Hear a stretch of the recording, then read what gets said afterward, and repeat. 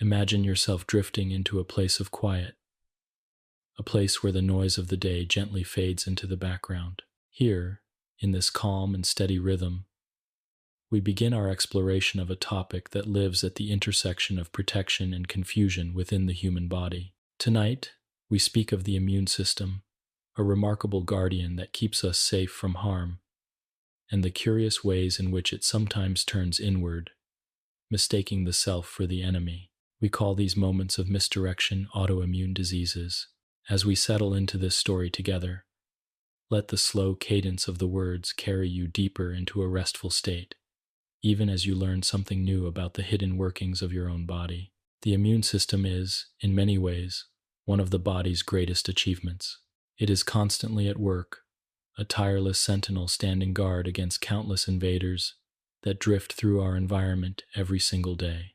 Viruses carried in the air, bacteria that find their way into wounds, parasites and fungi that attempt to settle within us all, are met with the immune system's careful scrutiny. Most of the time, we never even realize the battles being waged inside us, for the body has evolved a finely tuned army of cells and signals that can identify, respond to, and remove these threats with precision. White blood cells patrol the bloodstream like scouts. Antibodies float like tiny keys, designed to fit very specific locks, and chemical messengers carry information from one area of the body to another, coordinating the entire defense. When all of these components are in balance, the immune system is a marvel of biological engineering. It protects us without harming us, neutralizing dangers while allowing our own tissues to remain unharmed. But just as balance is a delicate thing in all aspects of life, so too is it within the body. The immune system's task of telling the difference between self and non-self is not a simple one. Each of the trillions of cells that make up the human body carries markers on its surface, patterns of proteins and molecules that signal, "I belong here." Foreign cells, like those of bacteria or viruses, carry different patterns, which the immune system has learned to recognize as threats. The system is trained, in essence, to defend the body by remembering what is familiar and attacking what is not. For the vast majority of time, this system works well enough to keep us alive and thriving. But sometimes, a misstep occurs, in certain people, for reasons that are still not fully understood. The immune system begins to mistake parts of the body's own tissues for dangerous intruders. A cell in the joint, or a protein in the skin, or a cluster of cells in the pancreas suddenly looks suspicious to the immune system. Rather than protecting it, the immune defenses begin to attack it. The body turns its weapons inward, not with malice, but with confusion. This is the essence of autoimmune disease. The guardian becomes misdirected, and the protector becomes the attacker. It is a profound irony that the very system designed to preserve our health can, under some conditions, be the cause of our suffering. As we think about this in the stillness of the evening, it is important to remember that this misdirection is not a failure of will or choice. It is a quirk of biology, a puzzle of genetics, environment, and chance. The immune system does not consciously choose to harm the body. Rather, it becomes entangled in mistaken recognition. This soft understanding allows us to view autoimmune diseases not as betrayals, but as complex miscommunications in a system that is otherwise designed for our survival. And just as misunderstandings between people can be addressed with patience and care, so too can these internal misunderstandings be studied and treated with the tools of science and medicine. As we move further into this journey, we will take time to explore some of the most well-known examples of autoimmune diseases. Lupus, a condition that can touch nearly every organ system. Multiple sclerosis, which disrupts the communication between brain and body. Type 1 diabetes, which alters the way our bodies manage the sugar that fuels our cells. These are just a few of the ways in which autoimmune processes can manifest, each one a variation on the same theme of misdirected defense.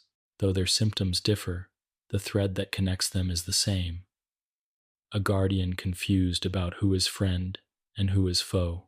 Before we delve into those examples, though, it helps to set the stage with gentle clarity.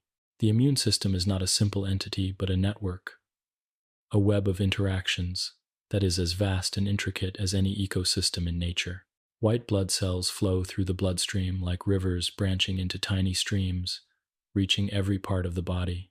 Some cells act as scouts, recognizing patterns and carrying intelligence back to the central command. Others are like foot soldiers, carrying out direct attacks on intruders. Still others are healers, clearing away debris after the battle has ended. All of this takes place continuously, moment by moment, without our conscious awareness. In this orchestration, mistakes are rare, but when they do occur, the consequences can be wide-reaching. To imagine this in a soothing way, think of a quiet village with a devoted guard. For years, this guard has stood watch at the gates, driving away thieves and strangers who would harm the community. But one day, through some confusion of vision or memory, the guard mistakes a familiar villager for an intruder. Instead of welcoming them, the mistake may be small at first. Perhaps a single villager turned away. But if the confusion continues, the harmony of the village begins to falter. This is the story of autoimmunity, not a malicious betrayal, but a tragic misunderstanding of identity. Understanding the science, but also about cultivating a sense of compassion for the body itself. It is easy to think of disease as an enemy, something to fight against. Yet in the case of autoimmune disorders, the story is not so simple. Here, the disease is not caused by an outside invader, but by the body's own defenses misfiring. In this sense, the body is not fighting against us, it is fighting for us, just in the wrong direction. This perspective can shift how we approach the idea of illness, from anger to understanding, from fear to gentle curiosity. Science continues to untangle these mysteries. Researchers study the signals that cause immune cells to become confused, the genetic codes that may predispose someone to autoimmunity, and the environmental triggers that tip the balance. Their goal is not only to find treatments, but perhaps one day to prevent these conditions altogether. In the meantime, those living with autoimmune diseases find ways to adapt, supported by medicine, lifestyle changes, and the quiet resilience of the human spirit. And so, as you rest and let this knowledge settle, hold on to the image of the immune system as both protector and student, always learning, sometimes erring, but always striving to keep you safe. The journey into understanding autoimmune diseases is, in many ways, a journey into the complexity of being human. We are not machines with flawless systems. We are living organisms, full of wonder, resilience, and imperfection. And within that imperfection lies a profound truth. There is beauty in the ongoing effort of the body to defend and preserve life. This is our gentle beginning. In the next part, we will look more closely at the immune system itself, understanding its components and how they usually protect us. From this foundation, we can better appreciate the curious shift that leads to autoimmunity. But for now, let the thought settle like a whisper. Your body is both delicate and strong, both vulnerable and resilient, and in every moment, it is doing its best to keep you alive. 2. The body's guardian, the immune system.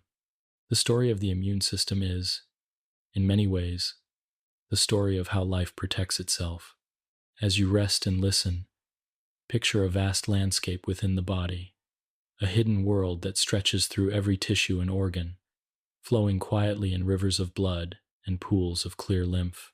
Here, an army of unseen protectors lives and works, always vigilant, always watching, always prepared to defend the delicate balance that allows the body to endure. This invisible defense network is what we call the immune system. and its work is as constant as the rhythm of your breath. The immune system is not a single organ, nor a solitary structure, but rather a great collaboration of many parts. Some of these parts are physical barriers, like the skin that wraps around us and the mucous membranes that line our airways and digestive tract. These first defenses are like castle walls, keeping out unwanted visitors. Other parts are more dynamic, a circulating network of cells and molecules that move fluidly through the body, ready to identify and neutralize intruders. Together, these components form an intricate shield that allows us to live among countless microbes without being consumed by them. At the heart of this system are the white blood cells, known more formally as leukocytes. These cells drift through the bloodstream and congregate in special tissues like the lymph nodes, the spleen, and the bone marrow. They are not identical, but come in many types, each with a particular role. Some are fast responders, rushing to sites of injury or infection to engulf bacteria. Others are planners and strategists, recognizing a virus, remembering it, and preparing tailored weapons for the next encounter. Still, others are regulators, calming the system when the danger has passed, so that the body does not harm itself in its own defense. This balance between attack and restraint is what keeps the immune system effective without being destructive. One can imagine these cells as a community, each one contributing its own talent to the common good. Macrophages, large and hungry, consume foreign particles in a process called phagocytosis. Neutrophils, the most numerous, act quickly and decisively, often the first on the scene. Lymphocytes, which include B cells and T cells, are the thinkers of the group. B cells create antibodies, molecules that recognize and bind to specific invaders with exquisite precision, like a lock and key. T cells, on the other hand, can directly destroy infected cells or help coordinate the activities of others. Within this diversity lies the immune system's strength, for no single type of defender could do the work alone. The body also employs signaling molecules called cytokines, which act like messages passed between soldiers on a battlefield. These small proteins can summon more defenders, increase alertness, or signal for calm. They allow the immune system to communicate swiftly across the entire body, ensuring that every part is aware of what is happening elsewhere. This rapid exchange of information is one of the reasons why a simple infection in one small cut on your skin can activate cells and responses throughout your entire body. To understand the immune system's vigilance, imagine again that village from before, but now picture its network of watchtowers. The skin is the outer wall, protecting from obvious threats.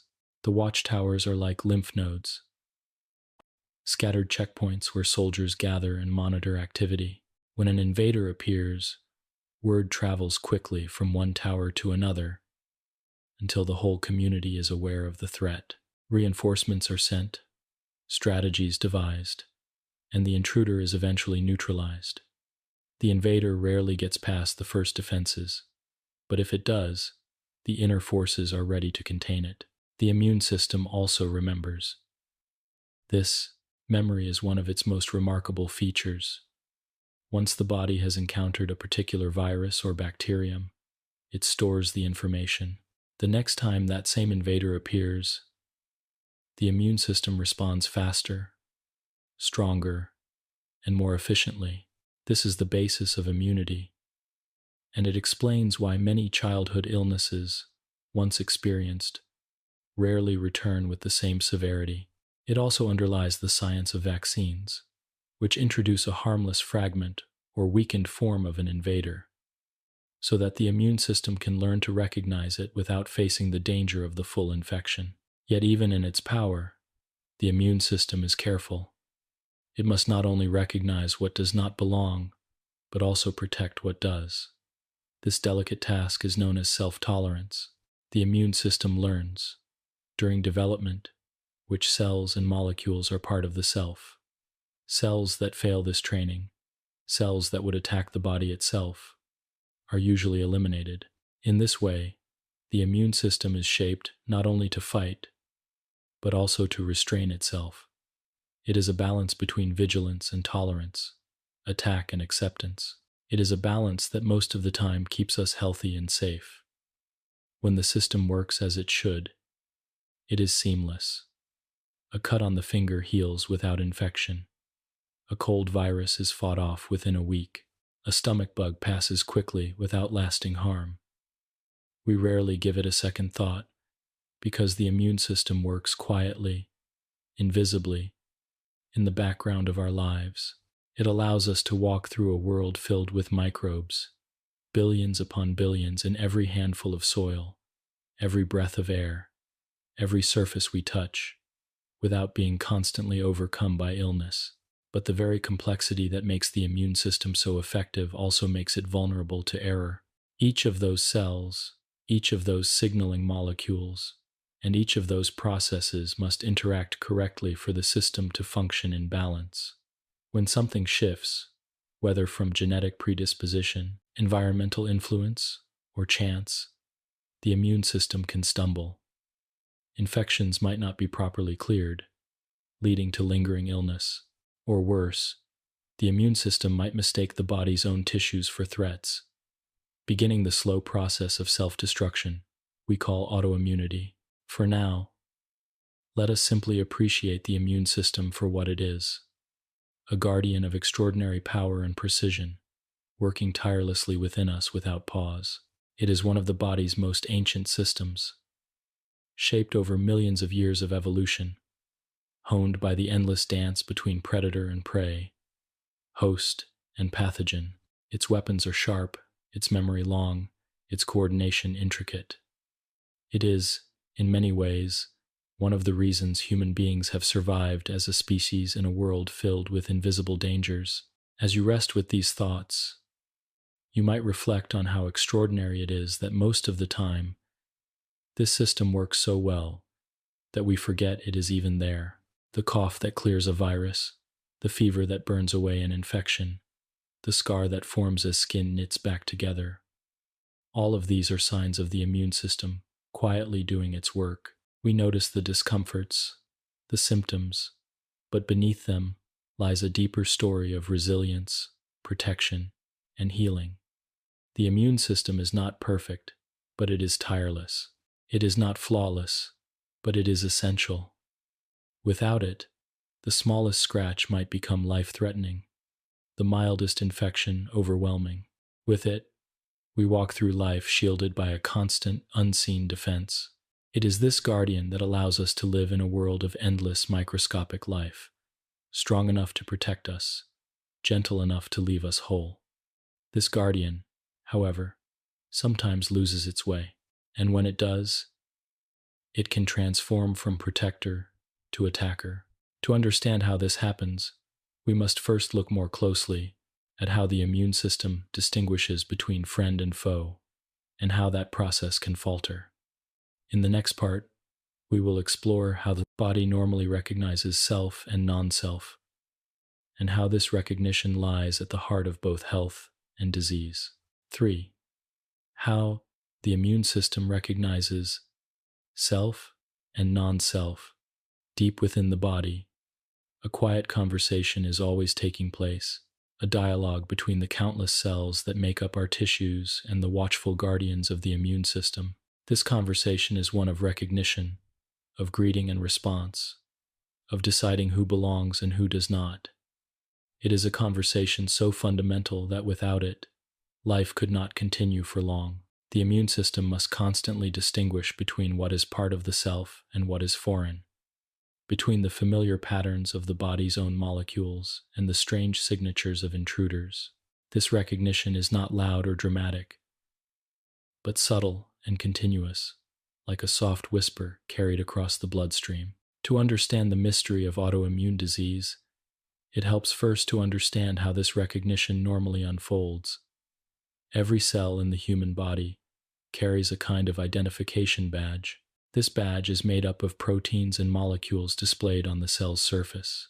These molecules, known as major histocompatibility, complex proteins, or MHC for short, act like a signal flag, declaring to the immune system, "I belong here."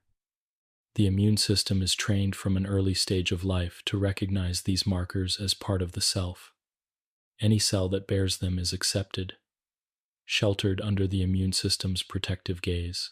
Cells that lack these familiar markers, or that display unusual or altered versions of them, are more likely to draw suspicion. The process begins even before birth. As the immune system develops, it is exposed to a wide array of the body's own proteins. In the thymus, a small organ that rests just behind the breastbone, young immune cells undergo a kind of training. They are introduced to the body's own patterns, and those that react too strongly against them are carefully eliminated. This ensures that the cells which graduate from this training camp are able to recognize self as friendly and leave it unharmed. What remains is a population of immune cells that can identify foreign invaders while sparing the body's own tissues. This process is known as central tolerance, and it is one of the most essential lessons the immune system learns.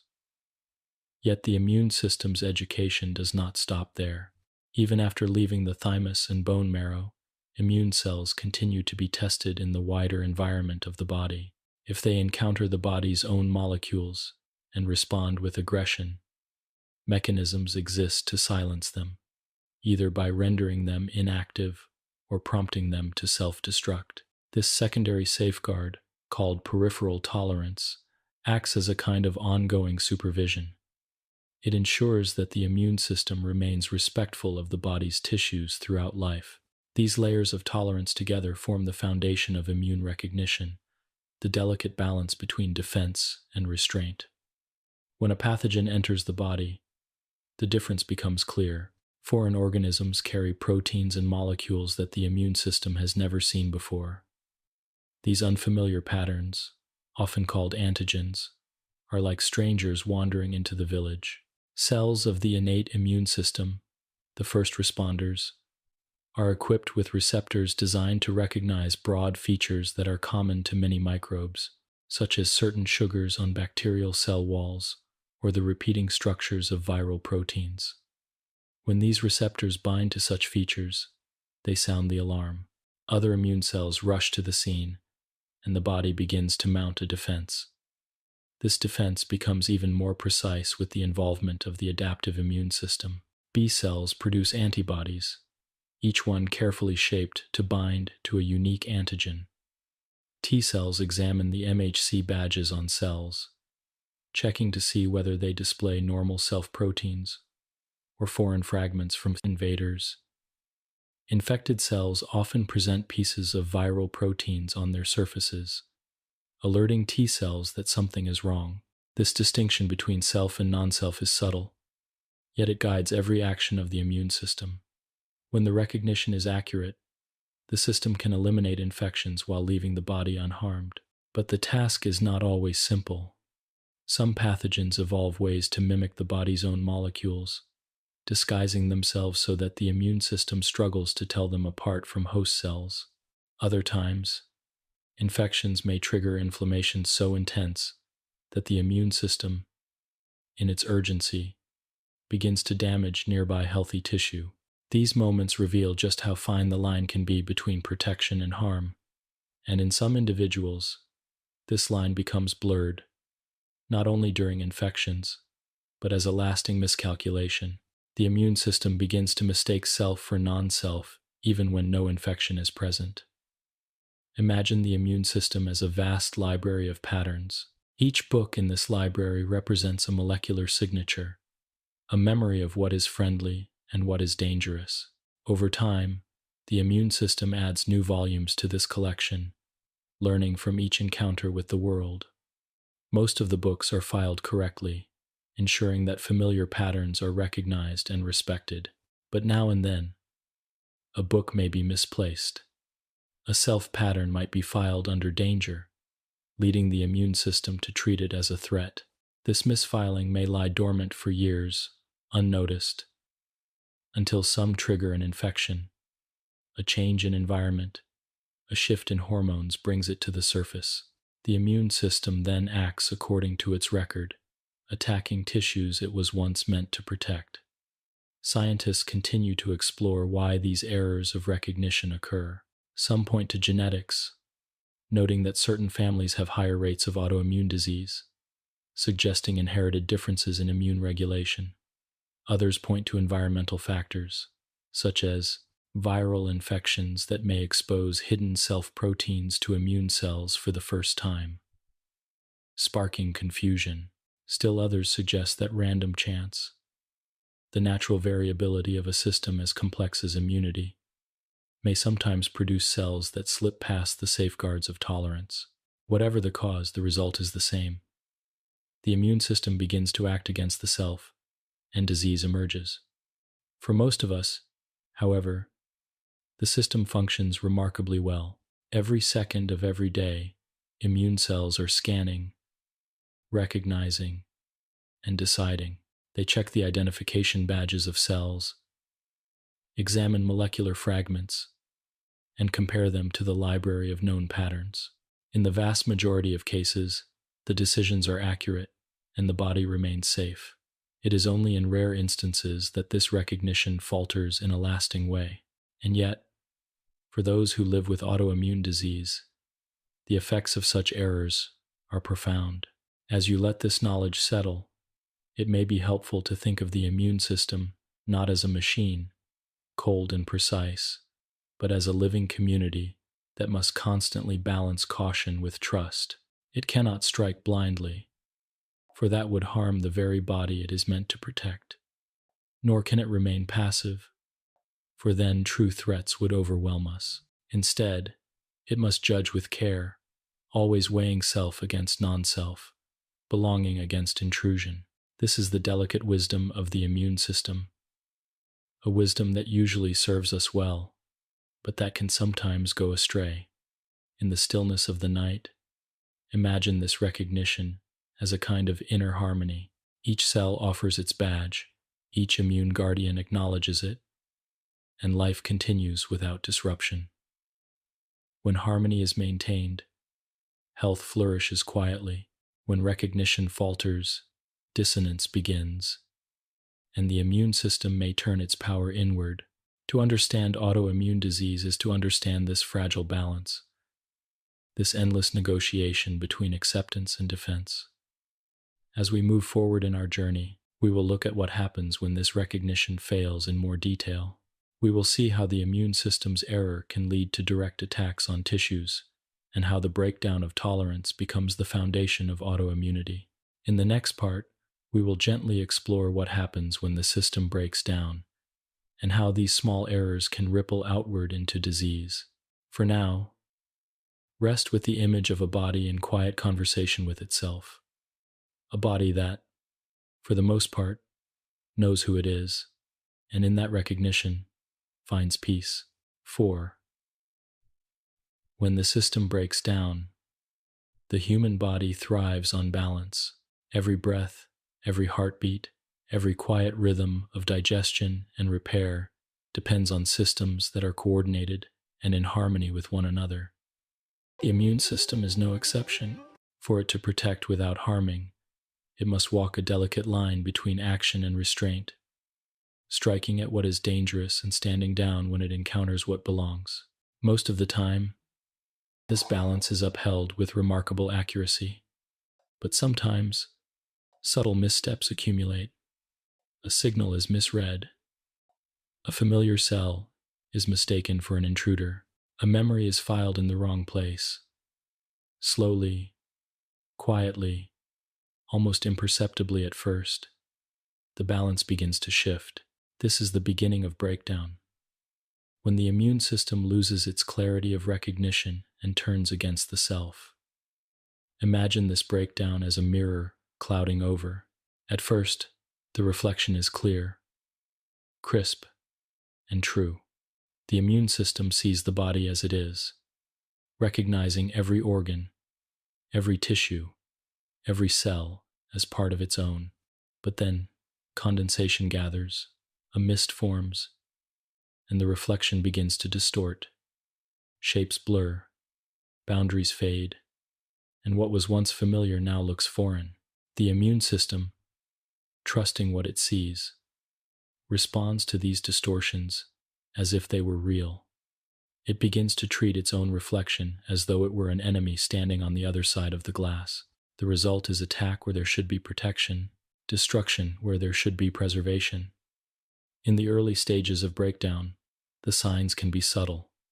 A handful of immune cells become misdirected, recognizing a self-protein as dangerous. Alone, they might be harmless, easily silenced by the body's mechanisms of tolerance. But if they are joined by others, if the misrecognition spreads through signals and memory, the error grows. The immune system, designed to amplify its responses for survival, now amplifies its mistake. It recruits more cells, produces more antibodies, and mobilizes more inflammation, all directed not at an invader, but at the body's own tissues. The damage unfolds slowly, often over months or years. Inflammation becomes chronic, a steady smolder rather than a brief blaze.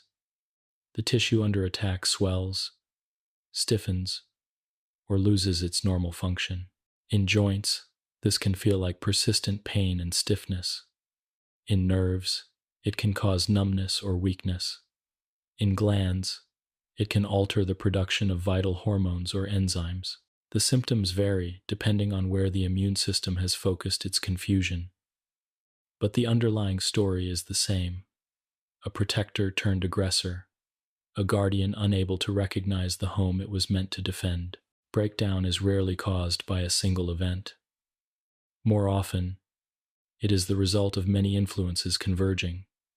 Genetics may set the stage, predisposing someone to immune misrecognition.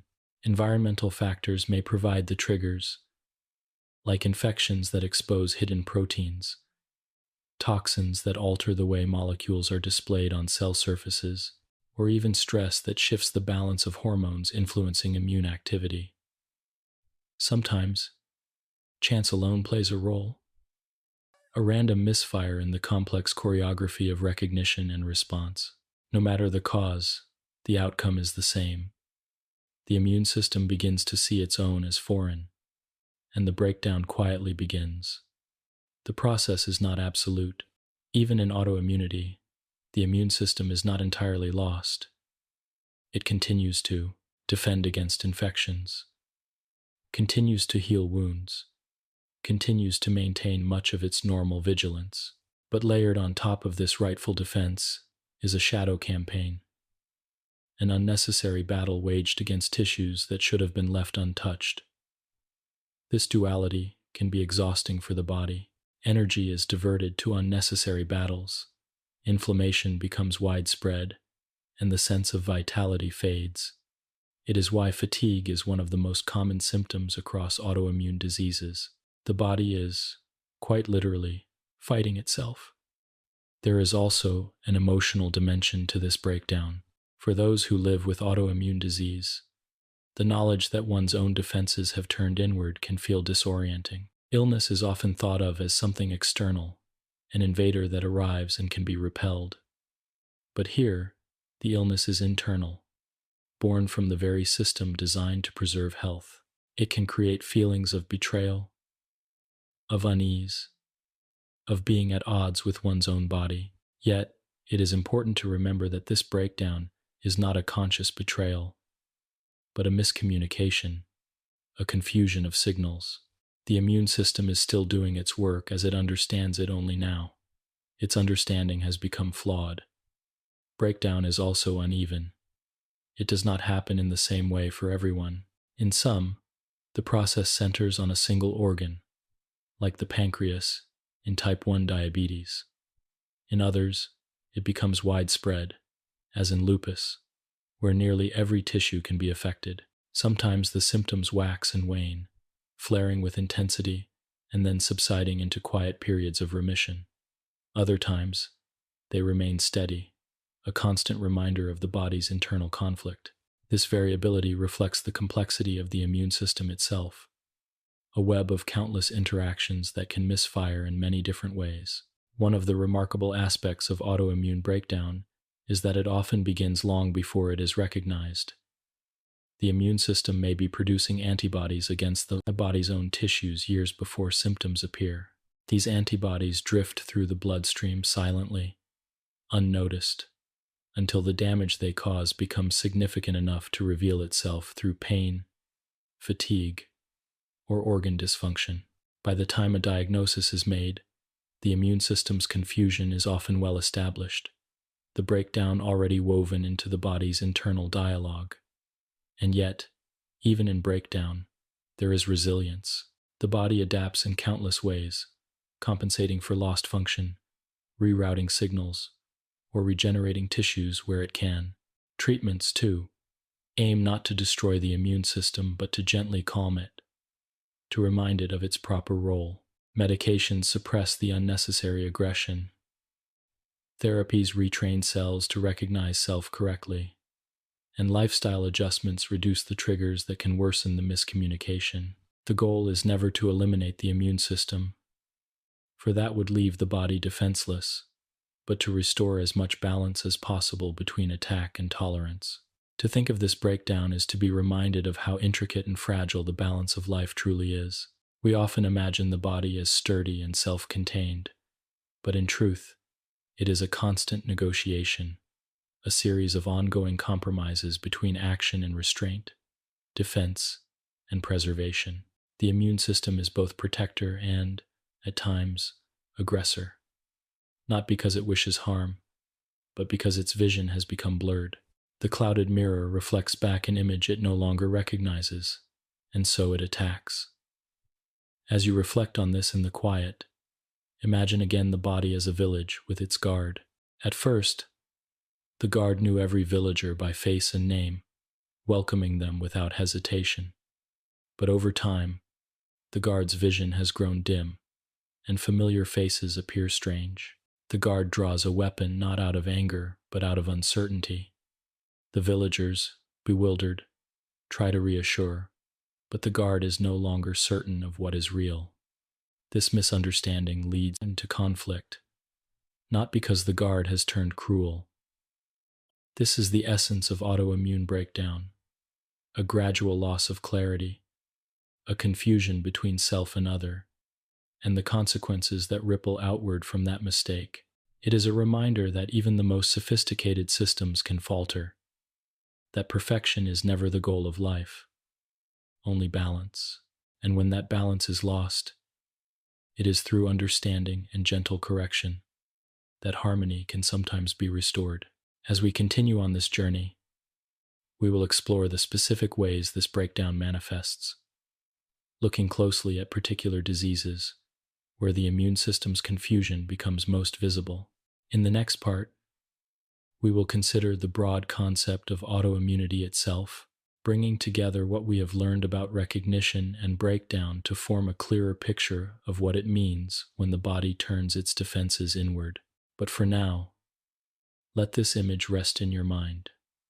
The immune system as a once clear mirror, now misted with confusion, still striving to protect, but no longer able to tell friend from foe. 5. The concept of autoimmunity. When we speak of autoimmunity, we speak of one of the most curious paradoxes in biology. The word itself carries its meaning gently within auto, meaning self, and immunity, the system of protection that normally shields us from disease. Together, the phrase describes a state in which the body becomes immune to itself, or rather, in which the body's immune system mistakes its own tissues for enemies and launches attacks that were never meant to be. It is a concept that seems almost contradictory at first. How can the very system designed to preserve life become the source of harm? And yet, this is the reality of autoimmune disease, a reality that touches millions of lives around the world. To understand autoimmunity is to understand both the strength and the fragility of the immune system. Strength, because this system is capable of extraordinary precision. Fragility, because in its complexity lies the possibility of error. The immune system is like a vast orchestra, with countless instruments playing together in harmony. When each instrument follows its part, the music is rich and protective. But when a section falters, when violins confuse their notes or horns swell in the wrong places, the music becomes discordant. The immune system, like an orchestra, depends on balance. Autoimmunity arises when that balance is lost and the melody turns against the body itself.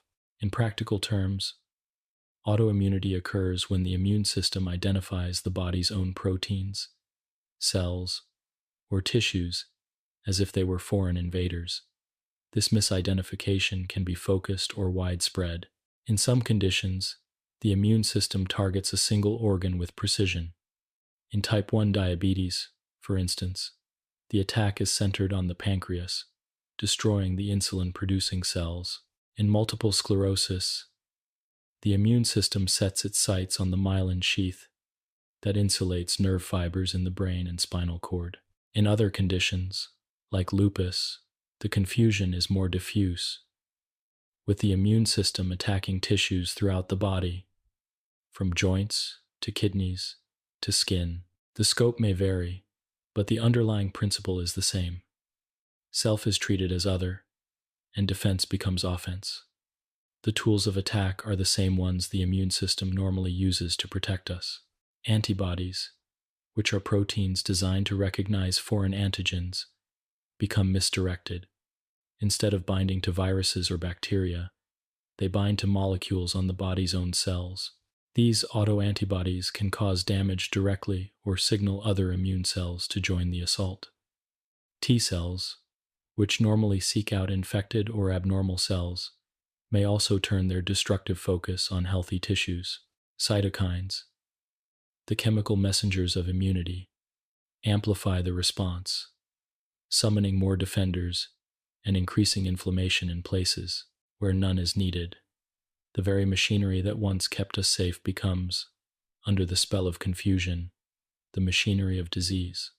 One of the defining features of autoimmunity is its persistence.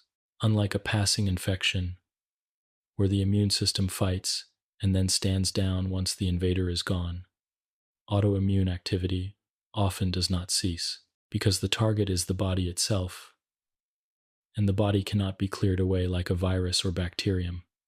The immune response continues. It becomes chronic, simmering endlessly, flaring at times into periods of increased activity, and then receding into quieter phases.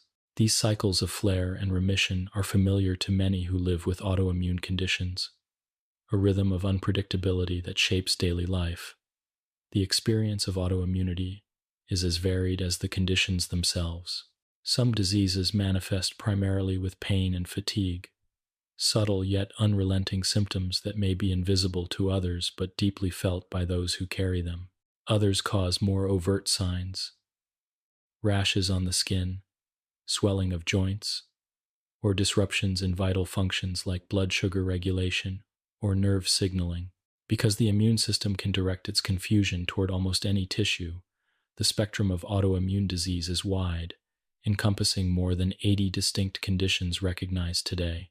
Each one is different in detail, yet they all share that central theme of self turned into foe. What makes autoimmunity particularly fascinating is that it does not arise from weakness, but from miscalculation. The immune system in these cases is not failing to respond. If anything, it is responding too vigorously, but in the wrong direction. The energy of defense is misapplied, redirected inward instead of outward.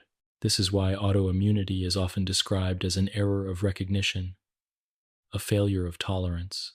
The system retains its strength, its tools, and its vigilance, but it has lost its clarity about who deserves protection. Scientists continue to search for the reasons why this miscalculation occurs. Genetics play a role, with certain variations in immune-related genes making individuals more prone to autoimmunity.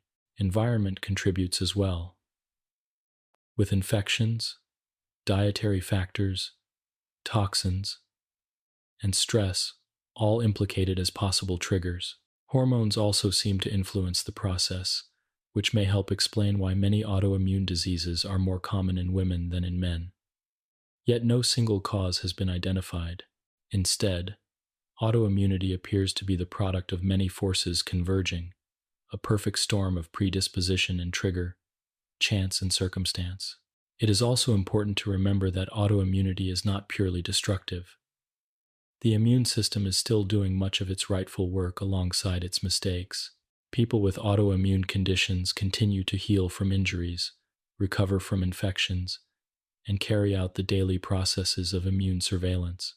The system is not broken entirely, but rather, it is both functional and flawed at the same time. This duality makes autoimmunity particularly complex, a system that is both protecting and harming, both vigilant and confused.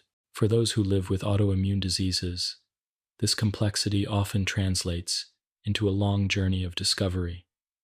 Symptoms may come and go, vague at first, making diagnosis difficult. Fatigue, joint pain, or digestive discomfort may be attributed to many causes before the true nature of the condition is revealed. Blood tests may uncover autoantibodies, markers of the immune system's misdirection, or imaging studies may show the damage caused by immune attacks. But reaching a clear diagnosis is often not immediate. This uncertainty is part of the lived experience of autoimmunity, where clarity unfolds slowly, much as the immune system itself loses its clarity in recognizing self. Despite these challenges, treatments exist to help restore balance. They do not remove the immune system, for that would leave the body defenseless, but instead calm its unnecessary aggression. Medications may dampen inflammation, suppress the most destructive cells, or block the signals that amplify immune activity. Newer therapies, called biologics, target specific components of the immune response with greater precision, like tuning one section of the orchestra without silencing the whole. These treatments aim to reduce the harm of misdirected immunity while allowing the system to continue its essential work. Autoimmunity, then, is not merely an illness but a concept, a window into the deeper truth that the body is not infallible. It reminds us that even the systems most vital to survival can stumble, that defense can blur into harm, that clarity can dissolve into confusion. And yet, it also reminds us of resilience, for even in the face of autoimmunity, people adapt, treatments improve, and science advances. The story is not only one of breakdown, but also one of ongoing effort to restore balance, to find harmony in the music once again. As you drift with these thoughts, consider autoimmunity not as a failure, but as a reflection of the complexity of life. It is the price of having a system so intricate, so adaptable, so finely tuned, that it can protect us from countless dangers. Complexity allows strength, but it also allows error. In that paradox lies the essence of autoimmunity. The self mistaken for other, the protector turned attacker, the balance disrupted. In our journey, this understanding of autoimmunity forms a turning point. We have seen how the immune system works, how it recognizes self from non-self, and how its clarity can falter. Now, we can begin to look more closely at the specific forms this misdirection takes.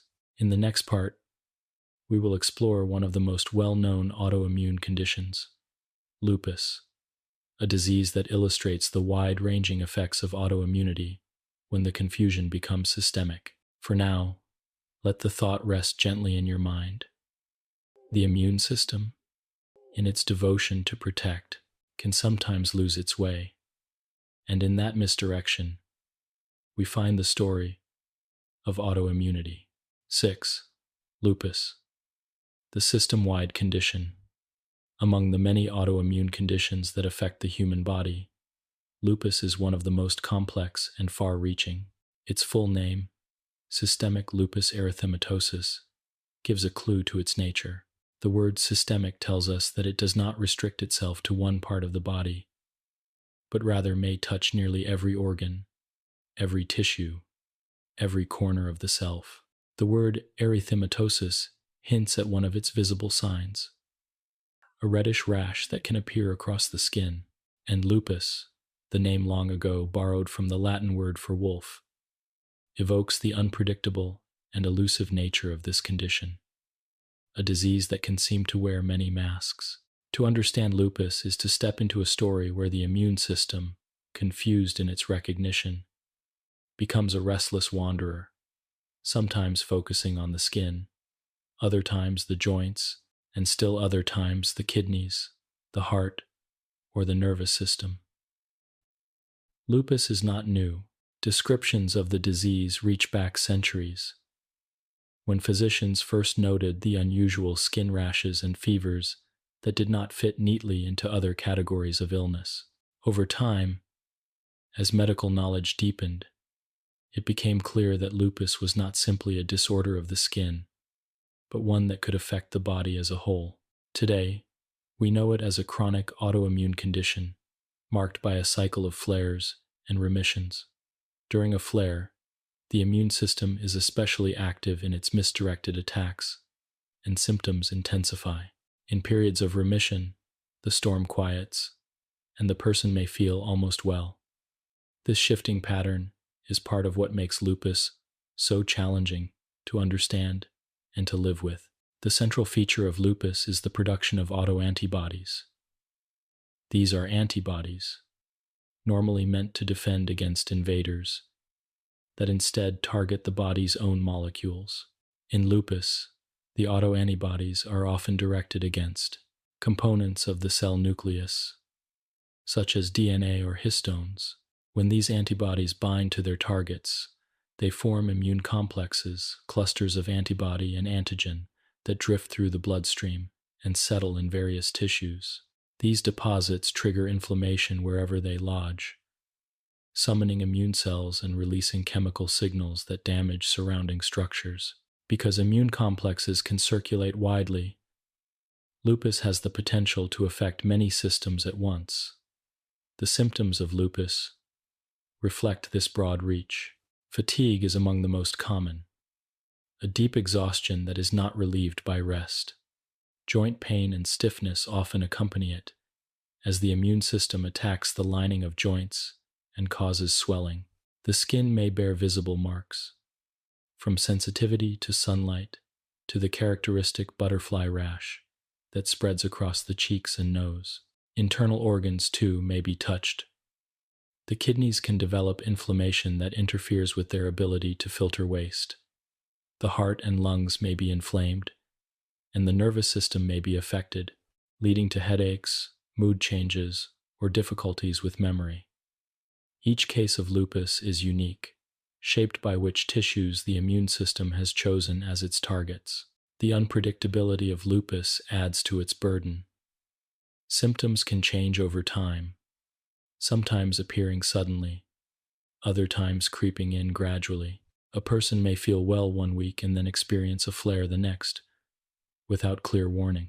Stress, sunlight, infections, and even hormonal changes can all act as triggers, tipping the immune system further out of balance. For this reason, living with lupus often requires a kind of constant attentiveness, a quiet listening to the body's signals, and a readiness to adapt. Despite its challenges, lupus also reveals the resilience of the human body. Many people with lupus live long and full lives, finding ways to manage their symptoms and reduce flares. Treatments have improved dramatically over the years. Medications, such as corticosteroids, can quickly reduce inflammation, calming the immune system's overreaction. Immunosuppressants and biologic therapies provide longer-term control, helping to reduce the activity of autoantibodies and limit tissue damage. Beyond medication, careful attention to lifestyle, protecting the skin from sunlight, eating nourishing foods, getting adequate rest, and managing stress also plays a role in keeping the immune system steadier. The experience of lupus is not only medical but deeply personal.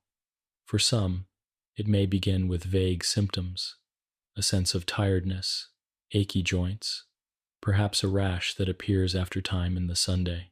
These early signs can be confusing, often mistaken for other conditions.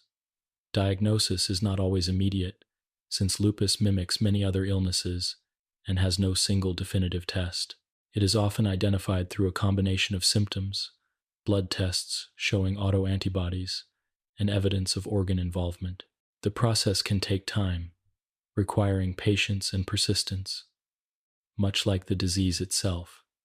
There is also the invisible side of lupus, the parts of the illness that others cannot see. Fatigue, for example, can be overwhelming, yet it leaves no visible mark. Pain may be constant, yet invisible to those around. This can create a sense of isolation for those who live with the condition, as their struggles are not always obvious to others. It requires compassion, both from within and from loved ones, to acknowledge the reality of what cannot be seen. Lupus also raises profound questions about identity. When the immune system, the very guardian of the self, turns against the body, it challenges our understanding of where protection ends and harm begins. It reminds us that the line between health and illness is not always sharp, but sometimes blurred, shifting back and forth like the flares and remissions of the disease. It teaches that the body is not static but dynamic, constantly negotiating with itself, sometimes successfully, sometimes less so. Science continues to seek deeper answers about lupus. Why do some people develop it, while others, even within the same family, do not? Why does it affect women more often than men, particularly in their childbearing years? What precise combination of genetics, environment, and chance tips the immune system into confusion? These questions remain, but progress is steady. Research into the pathways of immune signaling, the role of specific genes, and the influence of hormones is gradually revealing new insights. Each discovery brings hope for better treatments and perhaps, one day, prevention. For now, lupus remains a companion that must be managed, rather than defeated.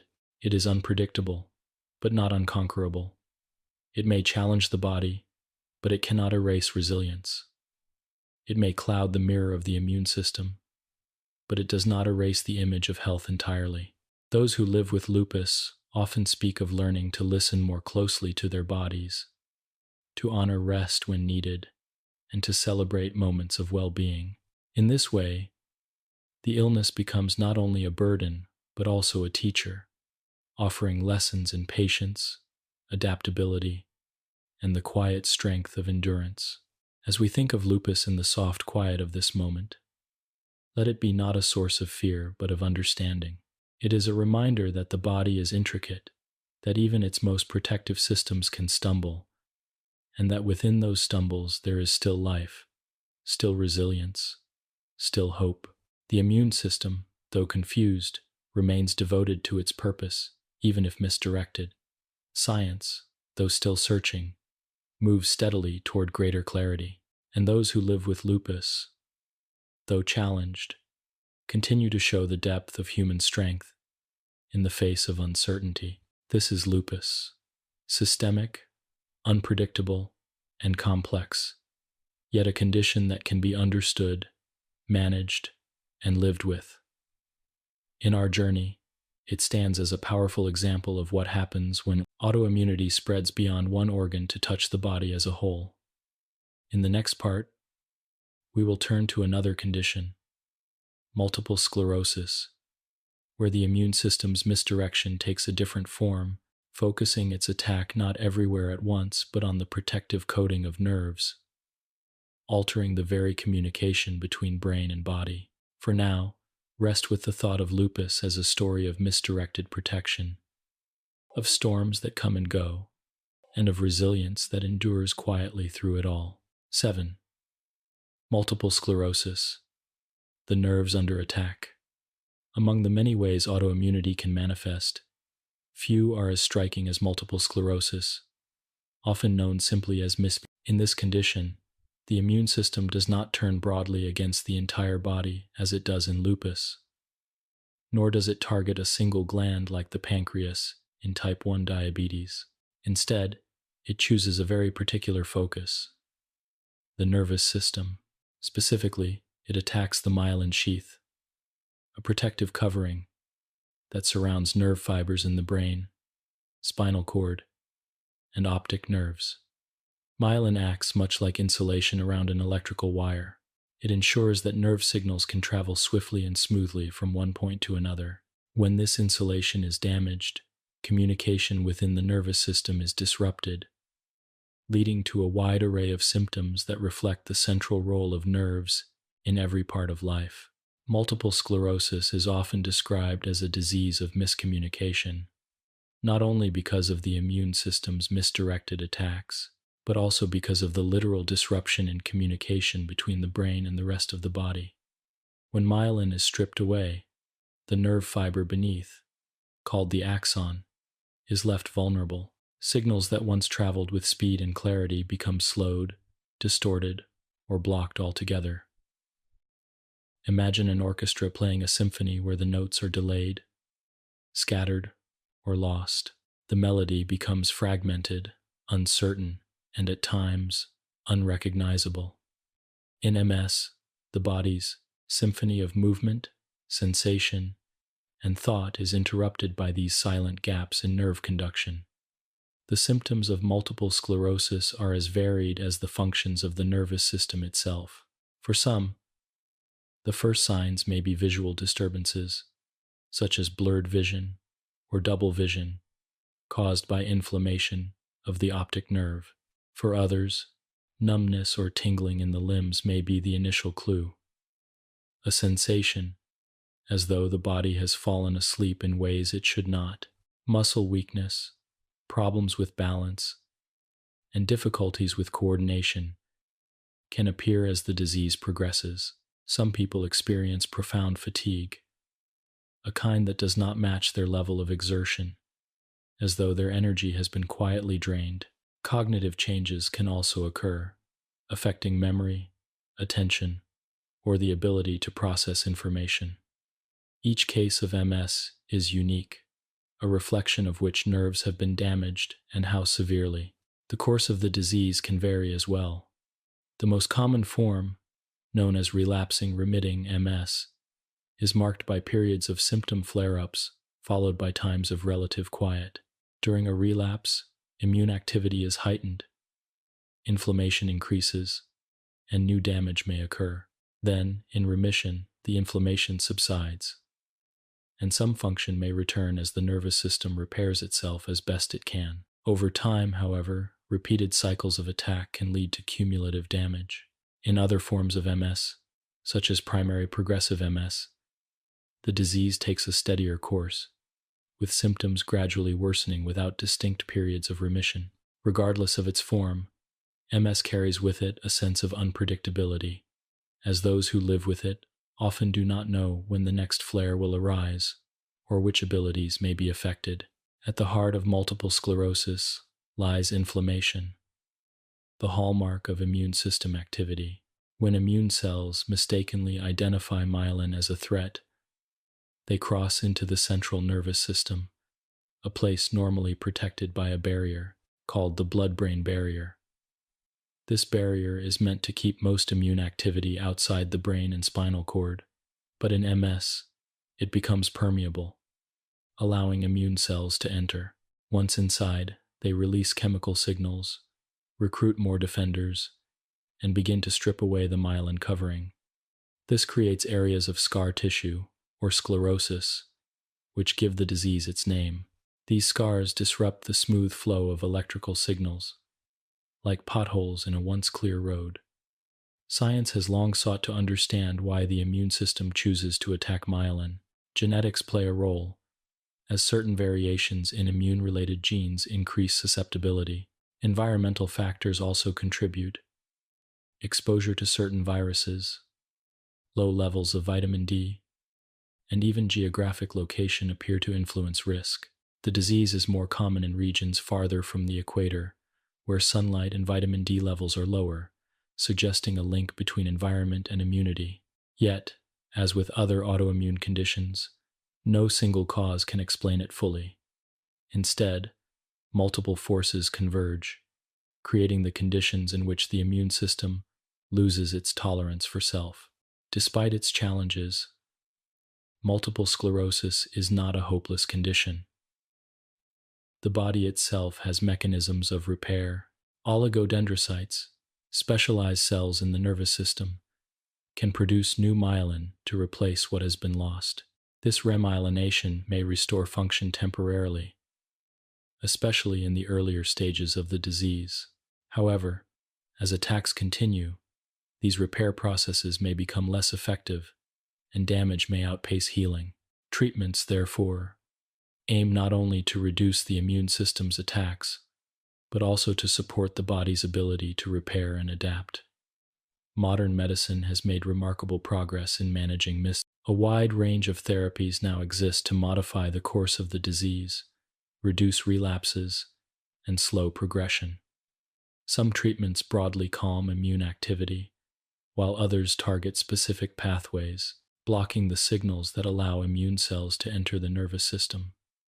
Newer therapies aim to retrain the immune system itself, restoring tolerance and reducing misrecognition. Alongside these treatments, supportive care, such as physical therapy, exercise, and stress management, helps maintain function and quality of life. The goal is not only to control the disease, but to enable those who live with it to thrive despite its presence. The experience of MS extends beyond the physical symptoms. It also touches on questions of identity, resilience, and adaptation. To lose certainty in the body's communication is to confront the reality that what once seemed reliable may no longer be. Walking, seeing, thinking, all the basic acts of life can be altered when nerve signals falter. Yet within this uncertainty lies a profound strength. Many who live with MS speak of learning to adjust, to find new ways of doing familiar things, to discover patience and persistence in the face of unpredictability. The disease may interrupt signals, but it does not silence the human spirit that responds to it. Multiple sclerosis also reflects the broader truth of autoimmunity, that the body's most powerful defenses can become misdirected, that clarity can be lost, and yet that resilience remains possible. It shows how specific the immune system's miscalculations can be, focusing on a single target, myelin, and creating wide-ranging effects. Because of the central importance of that target, it demonstrates the interplay of genetics, environment, and chance, and the ongoing capacity of science to uncover new ways of understanding and treating what once seemed insurmountable. As we rest with the story of MS, let it be seen not only as a tale of disease, but as a window into the complexity of the nervous system and the immune system alike. It reminds us how deeply connected protection and communication are, how the immune system's vigilance can sometimes cross into aggression, and how the nervous system's harmony depends on the quiet insulation of myelin. It is a story of disruption, but also of adaptation, of scars that remain, but lives that continue, shaped, but not defined by the disease. In the journey ahead, we will move from the nervous system to another organ, the pancreas, where the immune system's confusion takes the form of type 1 diabetes. There, the focus is not on nerves or widespread systems, but on the small clusters of cells that regulate blood sugar, a reminder that autoimmunity can strike in ways both subtle and profound. For now, let the thought of multiple sclerosis rest with you, a condition of misdirected protection, of disrupted signals, of resilience in the face of uncertainty, and of the quiet strength found in those who live with its challenges. Type 1 diabetes, a pancreatic disorder.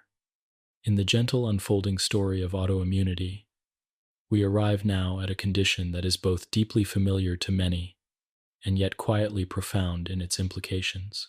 Type 1 diabetes, unlike lupus, which spreads its reach across the body, or multiple sclerosis, which narrows its focus to the nervous system, type 1 diabetes centers its attention on a single organ, the pancreas. Within the pancreas are small clusters of cells known as the islets of Langerhans, and within these islets are the beta cells. These beta cells carry out a task so simple in description, yet so essential in practice. They produce insulin, the hormone that allows the body to use sugar or glucose for energy. Without insulin, glucose remains in the bloodstream, unable to enter the cells that depend on it for fuel. In type 1 diabetes, the immune system mistakenly destroys these beta cells, leaving the body unable to produce insulin and therefore unable to properly regulate blood sugar. The result is a condition that requires lifelong care, for insulin is not a luxury, but a necessity. Every cell in the body, from the smallest neuron to the largest muscle fiber, relies on glucose as its primary source of energy. Insulin acts as the key that unlocks the door, allowing glucose to pass from the bloodstream into the cell, where it can be burned for fuel. Without this key, glucose accumulates in the blood, and the cells starve despite the abundance surrounding them. It is a paradox of type 1 diabetes. Energy is present, but inaccessible. The body, in a sense, stands outside its own home, unable to enter. The onset of type 1 diabetes often comes in childhood or adolescence, though it can appear at any age. The immune system, for reasons still not fully clear, begins to attack the beta cells. The process is usually gradual at first, with the immune response quietly chipping away at the population of insulin-producing cells. For a time, enough beta cells remain to produce sufficient insulin, and symptoms may not yet appear. But as the destruction continues and the number of functioning beta cells falls below a critical threshold, insulin production dwindles, and the signs of diabetes emerge. Increased thirst, frequent urination, unexplained weight loss, and fatigue often mark the first appearance of the condition. Unlike type 2 diabetes, which is associated with insulin resistance and often develops later in life, type 1 diabetes is not the result of lifestyle choices or weight. It is an autoimmune condition at its core, born of a mistaken immune response rather than external habits. This distinction is important, for it emphasizes that type 1 diabetes is not preventable in the ways type 2 sometimes can be. It is, instead, a reminder of the unpredictability of autoimmunity, of how the immune system can turn against a single vital process and reshape a life entirely. Living with type 1 diabetes requires adaptation. Since the body can no longer produce its own insulin, the hormone must be supplied from outside. For more than a century, insulin therapy has been the cornerstone of treatment. In earlier times, this meant regular injections measured carefully against meals and activity. Today, advances have brought insulin pumps and continuous glucose monitors, technologies that allow more precise and responsive management. These tools help mimic the natural rhythms of the pancreas, though they cannot yet fully replace it. The goal is always the same: to keep blood glucose within a safe range, avoiding both the highs that can damage tissues over time and the lows that can bring immediate danger. The burden of this management is significant, requiring constant attention to food, activity, stress, and health. Yet, despite the challenges, many people with type 1 diabetes live long and fulfilling lives, achieving remarkable things while balancing the demands of their condition. Their resilience reflects not only medical progress but also the adaptability of the human spirit, finding ways to thrive even when the body has altered its course. The question of why the immune system turns against beta cells remains one of science's enduring puzzles. Genetics provide part of the answer. Certain gene variations increase susceptibility, particularly in the region that encodes the proteins responsible for presenting antigens to immune cells. Yet genetics alone do not dictate the disease. Many people with these genes never develop diabetes, while others with no clear family history do. Environmental triggers appear to play a role, perhaps viral infections that expose beta cell proteins to immune cells in new ways, or dietary factors that influence early immune development. Some researchers suggest that stress or rapid growth in childhood may act as contributing factors, adding to the complexity. Ultimately, Type 1 diabetes seems to arise from a combination of predisposition and trigger, with chance shaping the final outcome. What makes type 1 diabetes particularly striking is the permanence of the immune system's decision. Once the beta cells are destroyed, they do not readily regenerate. The pancreas, unlike some organs, has limited ability to replace its lost insulin-producing cells. This means that the autoimmune attack leaves a lasting imprint, one that cannot yet be reversed. Research continues, however, with efforts to protect newly diagnosed individuals from further immune damage, to transplant or regenerate beta cells, and to retrain the immune system to tolerate them. These avenues hold promise, offering hope that one day type 1 diabetes may not require lifelong external insulin. Beyond the biology, type 1 diabetes also raises questions about balance and dependence. It reveals how finely tuned the body's systems are, how one small cluster of cells can hold such immense responsibility. It teaches, too, the fragility of that balance, how the immune system's confusion can ripple outward into every aspect of life, from meals to exercise to sleep. Yet it also reveals resilience, both in the body's ability to adapt with the help of insulin therapy and in the capacity of individuals to live fully, despite the constant vigilance required. There is a quiet symbolism in type 1 diabetes, a reminder that sometimes life depends on what seems small. The beta cells are only a fraction of the pancreas, yet their loss changes everything. Their destruction is the work of an immune system trying, in its mistaken way, to protect, yet causing harm instead.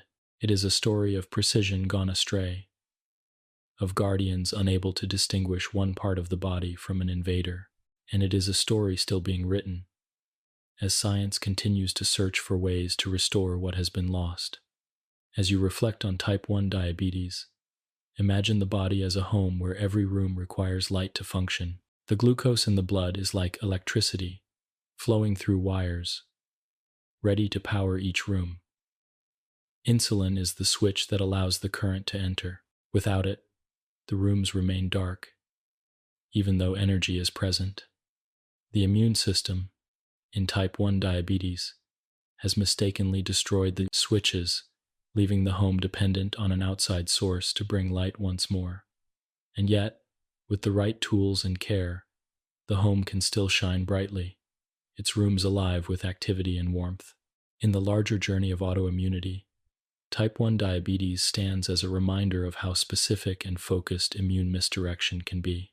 From the nervous system in multiple sclerosis to the entire body in lupus, and now to the pancreas in diabetes, we see the many faces of autoimmunity, each one unique yet connected by the same underlying theme, the immune system confusing self for other. In the next part, we will turn to rheumatoid arthritis, where the immune system's focus is on the joints, leading to swelling, stiffness, and pain. Another reminder of how this confusion can shape the experience of the body in daily life. For now, rest with the thought of type 1 diabetes as a story of small cells with great significance, of destruction that leads to adaptation, and of the unending resilience that allows life to continue even when the body's guardian has lost its way. 9. Rheumatoid arthritis and joint inflammation. In the unfolding story of autoimmune diseases, we come now to one that many people encounter either personally or through the experience of loved ones. Rheumatoid arthritis, often shortened to RA, is a condition where the immune system directs its attention not toward nerves or glands, but toward the joints, the very places where the body bends, moves, and connects. The joints are remarkable structures. They are the hinges of the body, the points of meeting between bones that allow us to walk, grasp, reach, and embrace. They are cushioned by cartilage, supported by ligaments, and protected by a lining called the synovium. In rheumatoid arthritis, the immune system turns its weapons against this synovium, setting into motion a cycle of inflammation that gradually reshapes the joints themselves. To understand RA, imagine a door hinge. Under normal circumstances, It swings open and closed smoothly, lubricated by a thin layer of oil. In the joints of the body, this oil is the synovial fluid, produced by the synovium to ensure frictionless movement. In rheumatoid arthritis, the immune system inflames the synovium, thickening it, filling it with immune cells, and flooding it with chemical signals. Instead of smooth motion, the hinge begins to grind. The joint becomes stiff, swollen, and painful. Over time, the persistent inflammation erodes the cartilage and even the bone, leading to deformities that can change the shape of the hands, feet, and other joints most commonly affected. Rheumatoid arthritis is not just a disease of wear and tear. That distinction belongs more to osteoarthritis, the condition that comes from the gradual breakdown of cartilage over a lifetime of use. RA, by contrast, is driven by the immune system itself, not by age or overuse. It often begins earlier in life, sometimes as young as the 20s or 30s, though it can appear at any age. The inflammation of RA is not limited to one or two joints, but often arises symmetrically, affecting both hands, both wrists, or both knees. This symmetry is one of its hallmarks, a reflection of its systemic, immune-driven nature rather than a local injury. The symptoms of RA often begin with subtle signs: stiffness in the morning that lingers for more than half an hour, swelling in the small joints of the fingers, a sense of fatigue that does not match activity levels. As the disease progresses, the inflammation may extend to larger joints, and flare-ups of pain may come and go unpredictably. Beyond the joints, RA can also affect other tissues, including the eyes, lungs, and blood vessels, reminding us that autoimmunity is rarely confined entirely to one place. The immune system's confusion radiates outward, touching multiple systems even when the joints remain its primary focus. The causes of rheumatoid arthritis, like those of other autoimmune diseases, remain complex. Genetic predisposition plays a significant role, with certain variations in immune-related genes increasing susceptibility. Environmental factors add their influence. Smoking, for example, is strongly associated with the development of RA, suggesting that irritants inhaled into the lungs can spark immune misdirection in distant joints. Infections may also play a role, acting as triggers that expose hidden proteins and prompt immune cells to react against them. Hormonal factors contribute as well, since RA is more common in women than in men, often emerging during midlife years. All of these influences converge, creating the conditions in which the immune system mistakes the synovium for a threat. At the cellular level, RA is marked by an infiltration of immune cells into the joints. T cells, B cells, and macrophages gather within the synovium, releasing signals that summon even more defenders. These cells release enzymes that erode cartilage and bone, and cytokines that keep the inflammation alive. The result is the formation of pannus, an abnormal layer of tissue that spreads over the cartilage, further contributing to damage. This process is not swift but relentless, gradually reshaping joints and limiting movement. The pain and stiffness that accompany it are the body's reminders of the ongoing battle within. Yet, even in the midst of this destruction, there are ways to restore balance. Treatments for RA have advanced dramatically in recent decades. Anti-inflammatory medications provide relief from pain and swelling, while disease-modifying drugs slow the underlying immune activity. Biologic therapies, which target specific immune molecules like tumor necrosis factor or interleukins, have transformed the landscape of treatment, offering many people significant improvement in symptoms and quality of life. These therapies, like careful conductors, do not silence the immune system entirely but adjust its volume, reducing the destructive notes while allowing the protective melody to continue.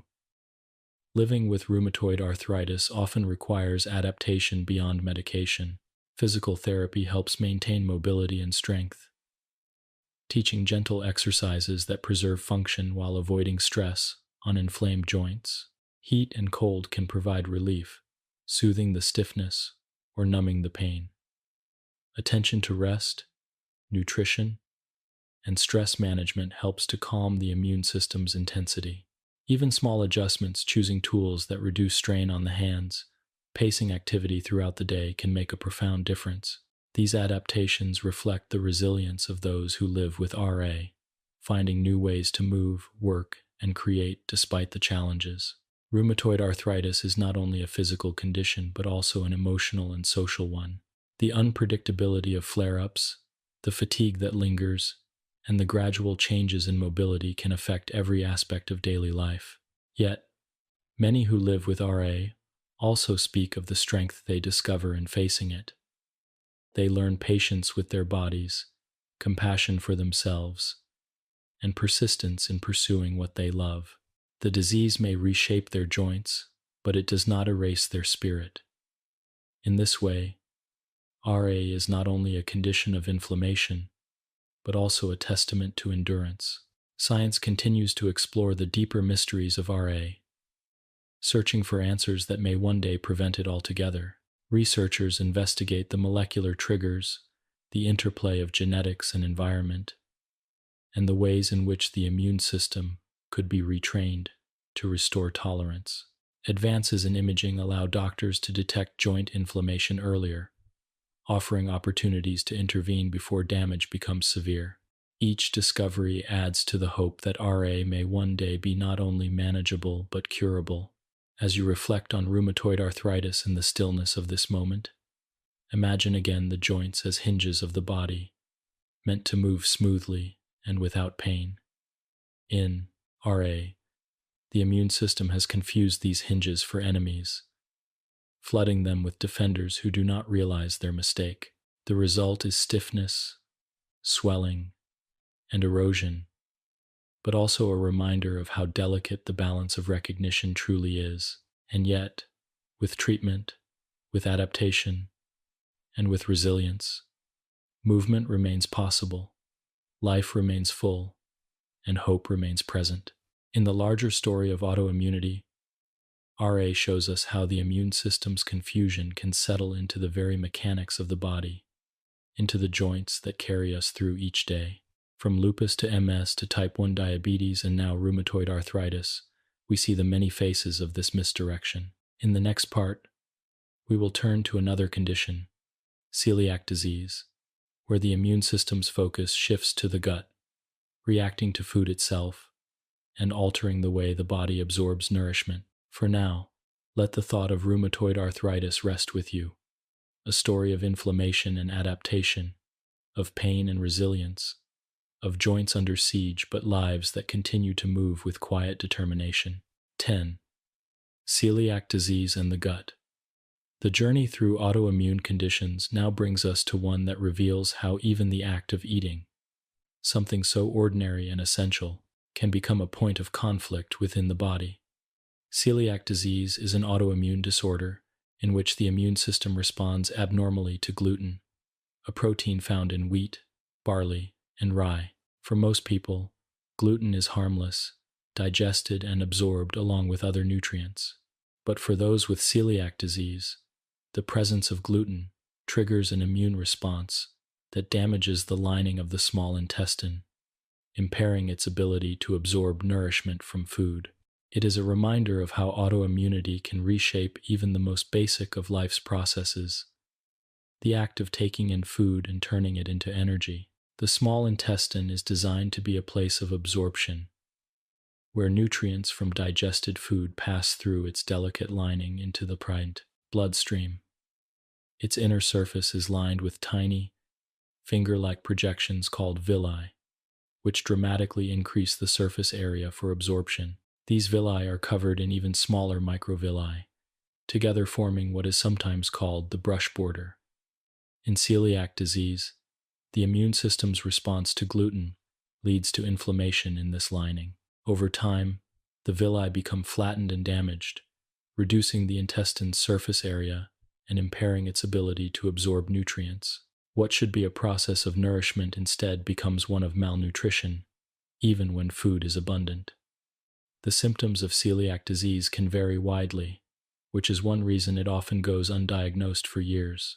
In some people, digestive problems dominate: diarrhea, bloating, gas, and abdominal pain.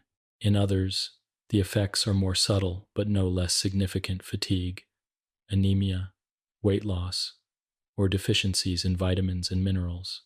Because the small intestine plays a role in absorbing so many nutrients, the damage from celiac disease can ripple outward into many parts of the body, affecting bones, skin, and even the nervous system. Some individuals may experience joint pain, skin rashes, or neurological symptoms such as tingling in the hands and feet. The condition, though centered in the gut, touches far beyond it. What makes celiac disease particularly striking is that it is not simply an allergy or intolerance. Food intolerances, such as lactose intolerance, arise from the absence of certain enzymes needed for digestion. Food allergies, like those to peanuts or shellfish, involve immune responses that are immediate and often life-threatening. Celiac disease, however, is autoimmune in nature. The immune system is not just reacting to gluten itself, but also attacking the tissues of the small intestine in the process. The damage is ongoing, not a single reaction, but a chronic response as long as gluten remains in the diet. This distinction makes celiac disease unique among food-related conditions, and it underscores the complexity of immune misrecognition. The causes of celiac disease, as with other autoimmune conditions, are multifactorial. Genetics provide part of the explanation. Most people with celiac disease carry specific genetic markers in the HLA-DQ2 or HLA-DQ8 genes, which are involved in presenting antigens to immune cells. Yet not everyone with these genes develops the disease, suggesting that environmental triggers are also necessary. Gluten exposure itself is the obvious trigger, but infections, gut microbiota composition, and even the timing of gluten introduction in early life have been studied as possible influences. The interplay of genes, environment, and chance once again creates the conditions for autoimmunity to emerge. Diagnosis of celiac disease often requires a combination of blood tests and biopsies. Blood tests may detect specific autoantibodies, such as those against tissue transglutaminase, an enzyme in the intestine. If these antibodies are present, a biopsy of the small intestine may reveal the characteristic flattening of villi and inflammation. However, diagnosis is not always straightforward. Because symptoms vary so widely, and because they can mimic many other conditions, celiac disease often remains hidden until careful investigation uncovers it. For many, diagnosis comes after years of unexplained symptoms, bringing both clarity and the beginning of adaptation. The treatment for celiac disease is unique among autoimmune disorders in its simplicity and effectiveness. A strict, lifelong gluten-free diet. When gluten is removed, the immune system no longer has its trigger, and the inflammation in the small intestine subsides. Over time, the villi can heal, and nutrient absorption can be restored. For many people, symptoms improve significantly within weeks or months of dietary changes. This recovery stands in contrast to many other autoimmune diseases, where treatments suppress the immune system but cannot fully eliminate its confusion. In celiac disease, removing the trigger allows the body to return to balance, provided gluten is never reintroduced. Living gluten-free, however, is not always easy. Gluten is found not only in obvious foods like bread and pasta, but also hidden in sauces, soups, and processed products. Cross-contamination can occur in kitchens, restaurants, and even in shared cooking utensils. For those with celiac disease, even small amounts of gluten can reignite the immune response and damage the intestine, even if symptoms are not immediately apparent. This means that vigilance is a constant companion, requiring careful reading of labels, awareness in social settings, and adaptation to new patterns of eating. Yet many find that over time, These adjustments become second nature, and the return of health makes the effort worthwhile. The story of celiac disease also extends into the unseen. Some individuals have what is called silent celiac disease, where they may have no obvious symptoms yet still experience intestinal damage when gluten is consumed. Others may present primarily with non-digestive issues, such as anemia or osteoporosis, without the classic digestive complaints. This variability underscores the importance of awareness and testing, for the effects of untreated celiac disease can be significant, including long-term complications like malnutrition, infertility, or increased risk of certain cancers. With proper diagnosis and adherence to a gluten-free diet, however, these risks can be greatly reduced. On a deeper level, celiac disease reveals the delicate relationship between the immune system and the environment. Food is one of our most direct connections to the world outside, something we bring into our bodies every day. It nourishes us, sustains us, and becomes part of who we are. Yet in celiac disease, this act of nourishment becomes a source of harm, as the immune system mistakes the presence of gluten for danger and responds with destructive force. It is another reminder of how the immune system, in all its vigilance, sometimes errs, confusing friend with foe, and turning sustenance into struggle. Despite the challenges, there is resilience in those who live with celiac disease. They adapt, learning new ways to prepare food, discovering alternatives, and building routines that protect their health. Communities of support have grown, making gluten-free living more accessible than ever before. Science, too, continues to explore additional therapies, from enzymes that break down gluten to medications that might modulate the immune response. For now, diet remains the cornerstone, but the horizon holds promise of even greater freedom. As you reflect on celiac disease in the calm of this moment, imagine the small intestine as a garden, its villi, the plants reaching upward, absorbing sunlight and nourishment. In celiac disease, the immune system storms flatten this garden, making it barren. Yet when gluten is removed, the garden has the chance to regrow, to flourish once again, to restore its delicate balance. It is a story of harm but also of renewal, of how the body, when given the chance, can heal itself with remarkable persistence. In the larger journey of autoimmunity, celiac disease reminds us that even the food we eat can become entangled in the immune system's confusion. It is a story of nourishment mistaken for threat, of damage to the very place meant for absorption, and of recovery made possible through careful adaptation. In the next part, we will move from the gut to the skin, exploring psoriasis, where the immune system accelerates the growth of skin cells and creates patches of inflamed, raised tissue. For now, let the story of celiac disease rest with you, a reminder that the body's balance can be disturbed, but also that with care, it can be restored, and that even in the face of confusion, healing remains possible. Psoriasis and the skin. The skin is the body's largest organ, a living shield that covers and protects us from the world beyond. It is both barrier and messenger, guarding against invasion while reflecting inner states of health or illness. In psoriasis, an autoimmune condition that affects millions, the skin becomes the stage upon which the immune system's confusion is made visible. Unlike lupus, which may show itself with a rash but also works deeply within, or rheumatoid arthritis, which hides its inflammation in the joints, psoriasis reveals itself plainly on the surface. It is an autoimmune disorder in which the immune system accelerates the natural cycle of skin cell growth, leading to raised, red, scaly patches that can appear on the scalp, elbows, knees, and other areas. These patches, sometimes itchy or painful, are the outward signs of an inward miscommunication. Under normal circumstances, skin cells live in a steady rhythm. They are born in the deeper layers of the epidermis, gradually rising upward as they mature, and after about a month, they reach the surface and shed away. This process of renewal ensures that the skin remains fresh, resilient, and able to respond to the demands placed upon it.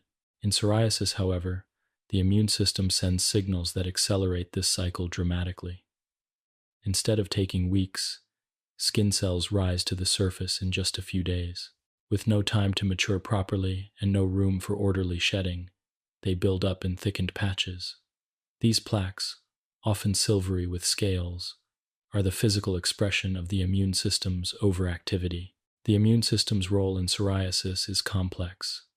T cells, normally tasked with fighting infection, are activated inappropriately and release chemical signals known as cytokines. These cytokines, such as tumor necrosis, factor, and interleukins, promote inflammation and speed up the growth of skin cells. Blood vessels in the skin expand, bringing more immune cells to the area, which only fuels the cycle further. The skin, in essence, becomes the unintended battleground of an immune system that believes it is defending against a threat that does not exist. The result is not protection, but chronic inflammation and excessive cell growth. Psoriasis does not present the same way in every person. For some, it appears as small patches that are little more than a nuisance, while for others it spreads widely, covering large areas and deeply affecting quality of life. The most common form is plaque psoriasis, marked by the characteristic raised patches. Other types exist as well. Goutate psoriasis often arises suddenly, sometimes after an infection, producing small drop-like spots. Inverse psoriasis appears in skin folds, such as under the breasts or in the groin, where redness is more visible than scaling. Pustular psoriasis produces white pustules filled with inflammatory cells, while erythrodermic psoriasis, the rarest but most severe form, causes widespread redness and can be life-threatening. Each form reflects the same underlying immune confusion, but in different outward patterns. The symptoms of psoriasis extend beyond the skin. Many who live with the condition experience itching, burning, or soreness, sensations that can interfere with sleep, concentration, or daily comfort. The visible nature of psoriasis can also affect emotional well-being. Because the plaques are often noticeable, they may lead to self-consciousness, anxiety, or social withdrawal. The skin, after all, is our most visible organ, and changes to it are not easily hidden. This makes psoriasis both a physical and psychological condition, one that requires understanding not only of the immune system, but also of the human experience of living in one's own skin. An important aspect of psoriasis is its link to other conditions. Research has shown that psoriasis is not simply a skin disease, but a systemic inflammatory disorder. Many people with psoriasis also develop psoriatic arthritis, where the same immune misdirection affects the joints, leading to pain and stiffness. Psoriasis has also been associated with higher risks of cardiovascular disease, metabolic syndrome, and depression. These connections highlight that the inflammation driving psoriasis is not confined to the skin alone but can ripple outward, influencing other systems of the body. The causes of psoriasis, like those of other autoimmune conditions, are a blend of genetics and environment. Certain genes increase susceptibility, and family history is a strong risk factor. Yet genetics alone do not determine the condition. Environmental triggers often bring it to the surface. Stress, infections, injuries to the skin, and certain medications can all provoke flares. Cold weather may worsen symptoms, while sunlight sometimes provides relief. The variability of these triggers adds to the unpredictability of the disease, making it a condition that must be managed with attentiveness and adaptation. Treatments for psoriasis aim to slow the accelerated cycle of skin cell growth and calm the inflammation that fuels it. For mild cases, topical treatments such as corticosteroids, vitamin D analogs, or coal tar can help reduce plaques and ease discomfort. For more severe cases, systemic medications are used to suppress immune activity more broadly. Biologic therapies, which target specific cytokines like tumor necrosis factor or interleukins, have revolutionized treatment, offering significant relief for many who once struggled with persistent symptoms. Light therapy, which exposes the skin to controlled amounts of ultraviolet light, can also help slow cell growth and reduce scaling. These treatments do not cure psoriasis, but they restore balance, giving the skin time to heal and the immune system time to quiet itself. Living with psoriasis requires not only medical care, but also daily adaptation. Moisturizing the skin, avoiding known triggers, managing stress, and maintaining a healthy lifestyle all contribute to stability. Support from others, whether through family, friends, or communities of those who share the condition, can ease the emotional burden. For many, psoriasis becomes a part of life's rhythm, something to be managed rather than feared, a reminder of the body's complexity and resilience. Psoriasis also carries a deeper lesson about identity and visibility. It reminds us that health is not always hidden within, but sometimes written openly on the surface. The skin, in its patches and plaques, tells a story of the immune system's miscommunication. It is a visible reflection of the inner confusion of self and non-self, a reminder that even in our outermost layer, the immune system's reach is present, yet it also reveals resilience, the ability to adapt, to seek treatment, to find comfort even when the body's appearance changes. As you reflect on psoriasis, imagine the skin as a landscape. In health, it is smooth and renewing, cells rising and falling in quiet cycles. In psoriasis, the landscape is disrupted, with patches of overgrowth and redness, like fields that have been overplanted and overwhelmed. Yet with care, treatment, and time, the land can be calmed, the overgrowth trimmed back, the surface restored to balance. It may never return entirely to its untouched state, but it can remain livable, functional, and whole. In the broader journey of autoimmunity, psoriasis shows us how the immune system's confusion can be written upon the body itself, visible to the eye. It is a reminder that the immune system's reach is everywhere, from the blood that carries its cells to the skin that meets the world. In the next part, we will turn to the question of why autoimmune diseases arise at all, exploring the possible causes and risk factors that shape their development. For now, let the story of psoriasis rest in your thoughts, a tale of accelerated growth, of immune overactivity, of visible struggle, and of the enduring resilience found even in the skin we live within. 12. Why autoimmune diseases arise. When we look across the spectrum of autoimmune diseases, from lupus and multiple sclerosis to type 1, diabetes, rheumatoid arthritis, celiac disease, and psoriasis, the question naturally emerges: why do these conditions arise at all? Why does the immune system, a system built so carefully to protect, sometimes lose its way and turn inward? This question has been asked for centuries, long before the word autoimmunity even existed, when physicians observed illnesses that seemed to come not from outside infections but from some mysterious process within.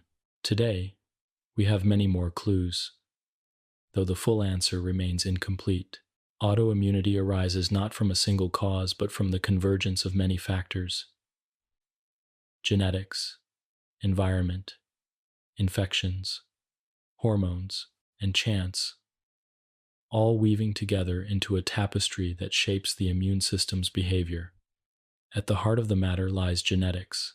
The immune system is guided by genes that determine how it recognizes self and non-self, how strongly it responds, and how it remembers past encounters. Certain genetic variations increase the likelihood that the immune system will misfire. These variations often involve genes that encode molecules of the major histocompatibility complex. the proteins that present antigens to immune cells and help them decide whether a molecule is friend or foe. If these proteins present self-antigens in a way that seems foreign, the immune system may mistakenly attack them. Family studies support this connection, as autoimmune diseases often cluster within families, even if not always in the same form. A parent with type 1 diabetes may have a child with rheumatoid arthritis or lupus, reflecting the shared genetic predisposition toward immune misrecognition. Yet genes alone do not tell the full story. Many people carry genetic risk factors without ever developing autoimmune disease. This means that environment plays a vital role, acting as the trigger that tips predisposition into reality. Environmental influences can be broad, ranging from infections to diet, toxins, stress, and even the place where one lives. Viral infections have long been suspected as triggers for autoimmunity, not because the viruses themselves remain in the body, but because the immune response they provoke may create confusion. Sometimes, viral proteins resemble human proteins so closely that immune cells, trained to attack the virus, begin to attack the body as well. This phenomenon, known as molecular mimicry, has been suggested in diseases like multiple sclerosis and type 1 diabetes. In this way, an infection may set off a cascade that continues long after the virus has been cleared. Dietary factors can also shape the immune system's behavior. In celiac disease, gluten is the direct trigger, provoking inflammation in the gut that leads to autoimmunity. But beyond this specific case, diet influences the immune system through the gut microbiome, the community of trillions of bacteria that live in our intestines. These microbes play a profound role in training the immune system, teaching it what to tolerate and what to resist. A balanced microbiome encourages tolerance, while disturbances caused by antibiotics, infections, or dietary changes may tip the immune system toward overreaction. The idea that microbes within us can influence autoimmune disease reflects the intimate connection between the body and its environment. Stress is another factor often implicated in autoimmunity. Stress hormones like cortisol influence immune activity, normally suppressing excessive inflammation. Yet chronic stress can disrupt this balance, weakening the system's regulation and making it more prone to mistakes. Many people with autoimmune diseases report that stress worsens their symptoms or triggers flare-ups, highlighting the subtle interplay between mind, body, and immunity. While stress may not cause autoimmunity on its own, it adds weight to the scales, tipping the balance in those already predisposed. Geography, too, plays its part. Autoimmune diseases are more common in some regions than others, with multiple sclerosis more prevalent farther from the equator, where sunlight is weaker and vitamin D levels tend to be lower. Vitamin D is not only vital for bone health but also plays a role in regulating the immune system.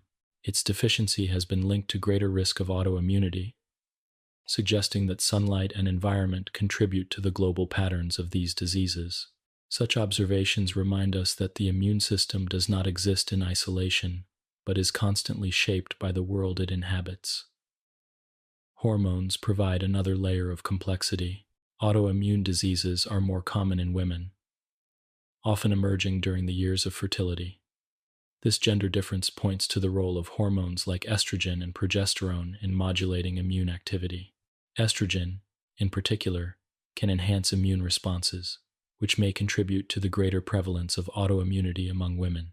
Pregnancy, with its profound shifts in hormones and immune tolerance, often changes the course of autoimmune diseases, sometimes calming them, sometimes intensifying them.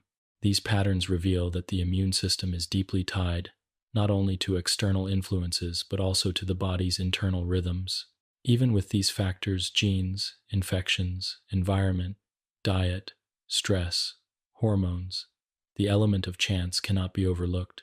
The immune system is immensely complex, involving countless cells and interactions. In such a system, small errors can accumulate. A single immune cell that escapes the training meant to eliminate self-reactive cells may, under the right conditions, multiply and spark autoimmunity. A random mutation, a coincidental exposure, a fleeting imbalance all can play roles. Autoimmunity may, in part, simply reflect the vulnerability that comes with complexity, error in a system designed to be both vigilant and adaptable. The question of why autoimmune diseases arise is not only a scientific one, but also a human one. For those who live with these conditions, it is natural to ask, why me? The answer, though sought in science, often lies in the interplay of factors too intricate to trace fully. It is not a matter of fault, nor a failure of will or lifestyle, but a convergence of predisposition, environment, and chance. This understanding can bring a kind of peace, a recognition that autoimmunity is not chosen or deserved, but simply one of the many outcomes possible within the complexity of biology. Science continues to unravel these mysteries, studying genes, microbes, and immune signals in search of clearer answers. Each discovery sheds light on the puzzle, offering not only understanding but also pathways to prevention and treatment. If we know the triggers, we may learn to avoid them. If we know the genetic risks, we may monitor more closely. If we know the pathways of immune misrecognition, we may design therapies that restore tolerance. The quest to understand why autoimmunity arises is not only academic but deeply practical, carrying the promise of relief for millions. As you let these thoughts settle, imagine the immune system as a compass. In health, it points clearly, directing the body toward defense against true threats. In autoimmunity, the compass wavers, influenced by genetics, infections, environment, stress, and hormones, until its needle points in the wrong direction. The journey that follows is shaped by this misdirection, but the compass is not beyond repair. With knowledge and care, its guidance can be steadied once more. In our broader journey, this exploration of why autoimmune diseases arise offers a foundation for understanding the conditions we have seen and those we will yet encounter. Each disease has its own form, but all share the underlying truth of a compass misaligned, of protection turned inward. In the next part, we will look more closely at the role of genetics in autoimmunity, exploring how inheritance shapes risk and why some families bear more of this burden than others. For now, rest with the thought that autoimmunity arises from many threads woven together, and that while the pattern may be complex, it is one that science is gradually learning to trace and to mend. 13. The role of family and genetics. When exploring the reasons autoimmune diseases emerge, one cannot overlook the role of family and genetics. For centuries, physicians noticed that some conditions seem to run within families, passed down in ways that could not be explained by chance alone. A mother with rheumatoid arthritis might have a daughter with lupus. A brother with type 1 diabetes might have a sister with thyroid disease, different in form, but connected by an underlying thread of immune confusion. Today, science has given us tools to examine that thread more closely, and we see that genetics, our inherited instructions for life, shape the way the immune system develops, responds, and sometimes misfires. Genes are like blueprints, guiding the growth and function of every cell. Within the immune system, they determine which receptors appear on immune cells, how antigens are presented, how inflammation is regulated, and how memory of past invaders is stored. When certain variations in these genes occur, the immune system may become more likely to mistake self for other. It is not that one gene alone dictates the presence of autoimmunity, but rather that combinations of many small variations increase susceptibility. This is why autoimmune diseases are described as polygenic, arising not from a single mutation, but from a constellation of inherited influences. One of the most significant genetic contributors is the group of genes known as the human leukocyte antigen complex, or HLA. These genes encode the proteins that present antigens, tiny fragments of proteins, from viruses, bacteria, or the body itself to T cells. It is through this presentation that T cells decide whether to attack or tolerate what they see. Variations in HLA genes can alter this presentation, making self-antigens appear foreign or intensifying immune reactions in general. In type 1 diabetes, certain HLA variants greatly increase the risk of the disease. In celiac disease, the vast majority of patients carry either HLA-DQ2 or HLA-DQ8. In rheumatoid arthritis, specific HLA-DR variations are linked to greater susceptibility.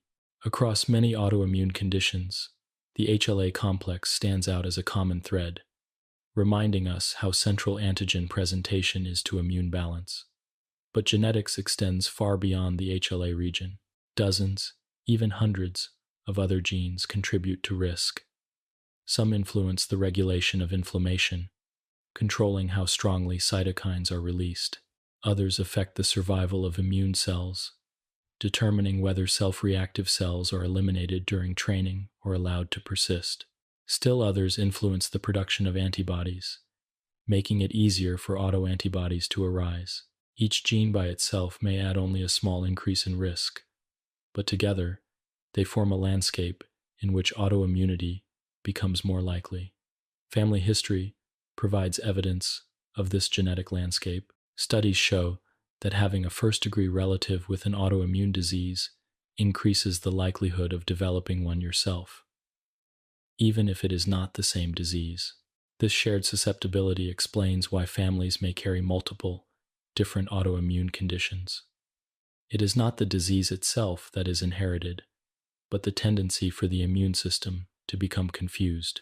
This tendency may express itself as lupus in one person, multiple sclerosis in another, and thyroid disease in yet another, depending on additional influences such as environment, hormones, and chance.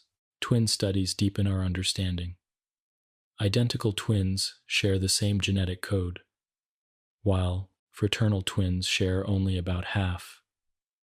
If autoimmune diseases were entirely genetic, identical twins would always develop the same condition. Yet this is not the case. In type 1 diabetes, for instance, if one identical twin is affected, the other has about a 50% chance of developing the disease, not 100%. In multiple sclerosis, the risk is higher for identical twins than for fraternal twins, but still not absolute.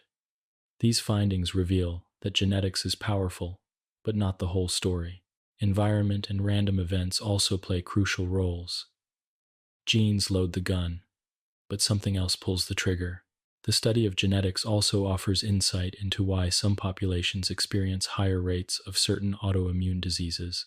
Multiple sclerosis is more common in people of Northern European descent, while lupus is more prevalent in those with African, Asian, or Hispanic ancestry. These patterns reflect both genetic variation and environmental influences interacting with one another. Over thousands of years, human populations adapted to their environments, and the genes that shaped immune function varied accordingly.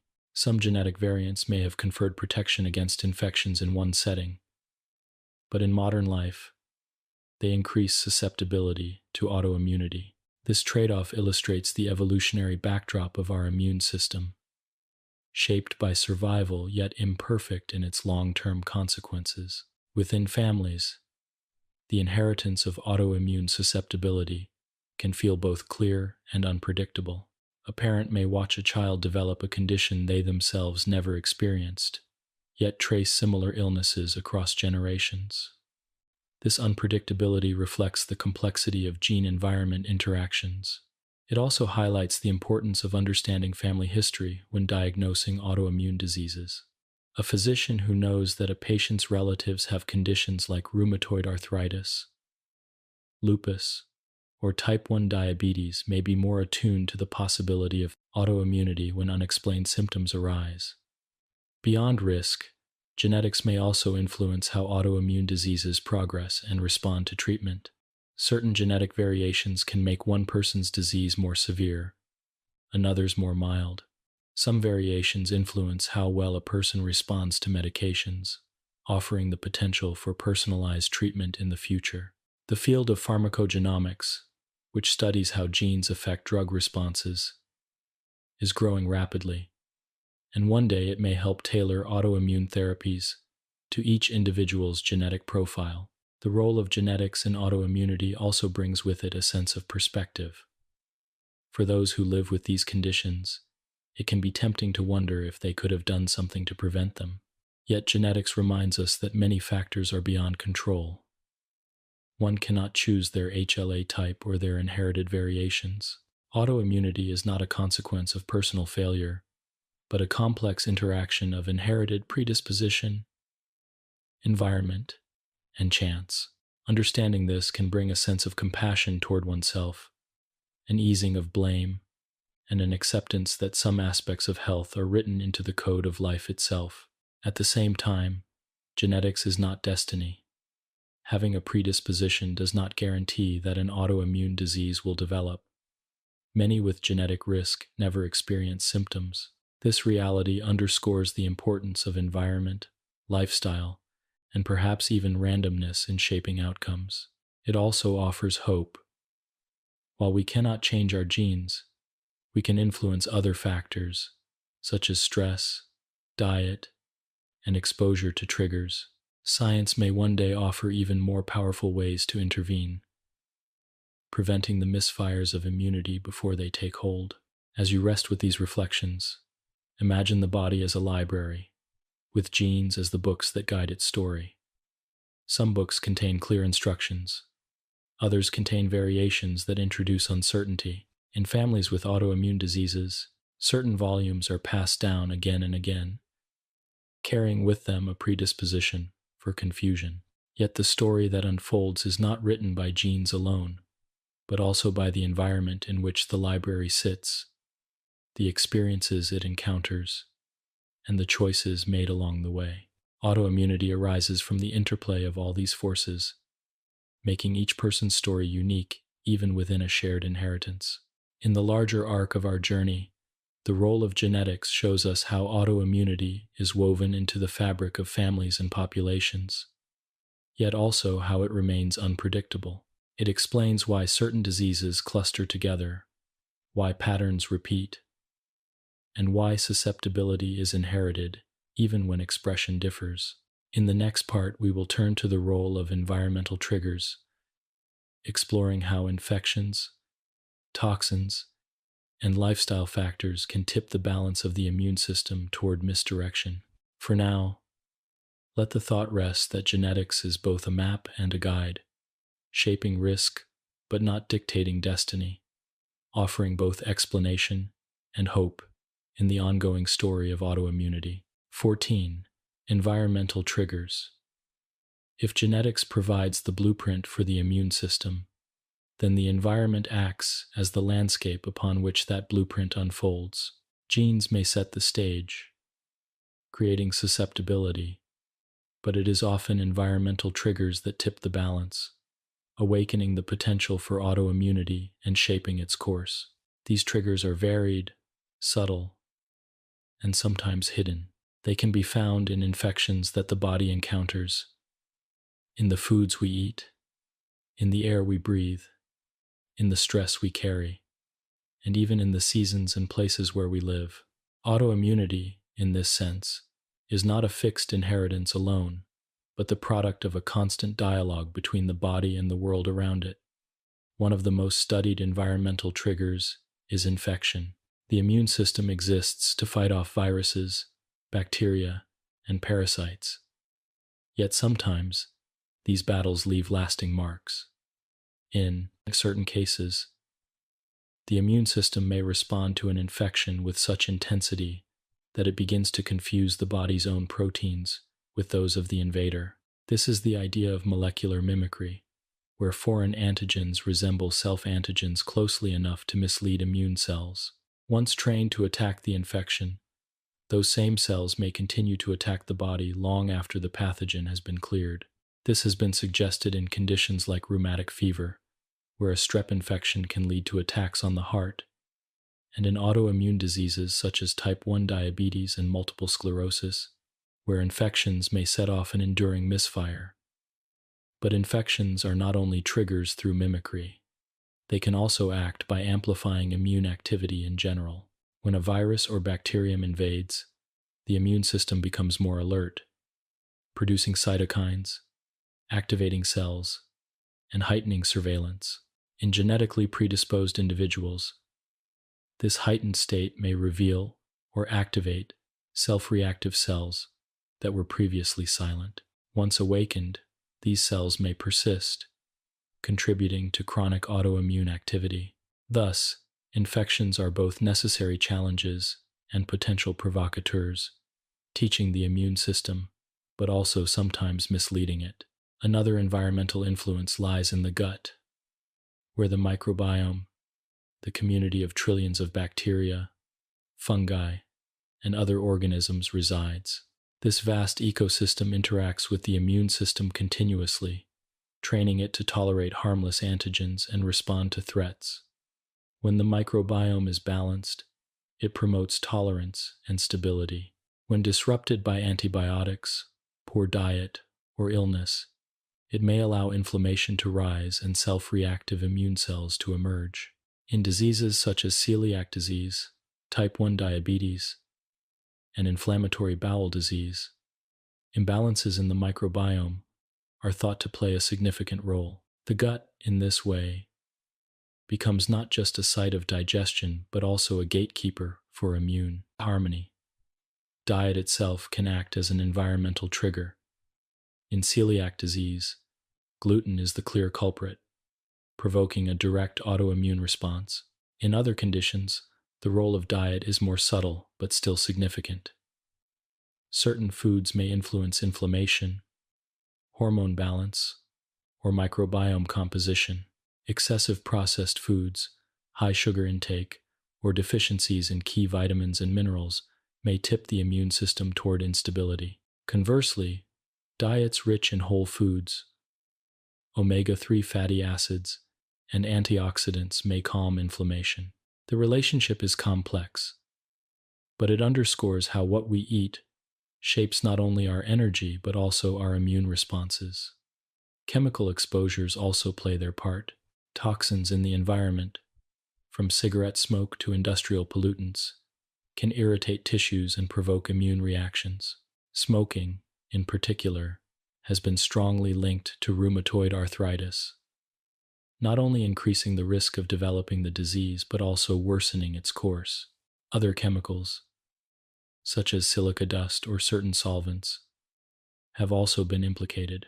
These exposures may alter proteins in the body, making them appear foreign to the immune system, or they may directly damage tissues, releasing antigens that were previously hidden.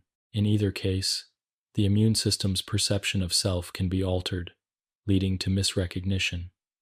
Stress, though less tangible, is another significant trigger. The immune system does not operate in isolation but is deeply connected to the endocrine and nervous systems. Stress hormones like cortisol influence immune regulation, normally suppressing excessive inflammation. Yet under chronic stress, this regulation can become disrupted. Cortisol levels may become imbalanced, weakening the body's ability to keep immune responses in check. Many people with autoimmune diseases notice that stress worsens their symptoms or brings on flares, reflecting this hidden but powerful influence. Emotional and psychological states, though invisible, are woven into the fabric of immune activity. Geography also matters. Autoimmune diseases are more common in some regions than others, suggesting that environmental exposures tied to place influence risk. Multiple sclerosis, for example, is more prevalent in higher latitudes, where sunlight is limited, and vitamin D levels tend to be lower. Vitamin D is not only essential for bones but also helps regulate immune tolerance. Its deficiency may contribute to the development of autoimmunity. Similarly, certain infections or toxins are more common in specific regions, shaping the patterns of disease. Where one lives, therefore, becomes part of the equation, influencing the balance of risk and protection. Even physical trauma can act as a trigger. Injuries, surgeries, or localized damage to tissues can release antigens that were previously hidden, giving the immune system new targets it does not recognize as self. This phenomenon is sometimes observed in conditions like psoriasis, where plaques may appear at the site of skin injuries, a reaction known as the Koebner phenomenon. Such responses remind us that even small disruptions in the body's barriers can invite immune misdirection. The interplay of environmental triggers with genetics creates a picture of autoimmunity as a process of convergence. Genes establish a susceptibility, a readiness for misrecognition. Environment provides the spark, whether through infection, toxin, stress, or diet. Chance determines the timing and the outcome. Together, they shape whether and when an autoimmune disease will emerge. This convergence also explains why autoimmune diseases are so diverse.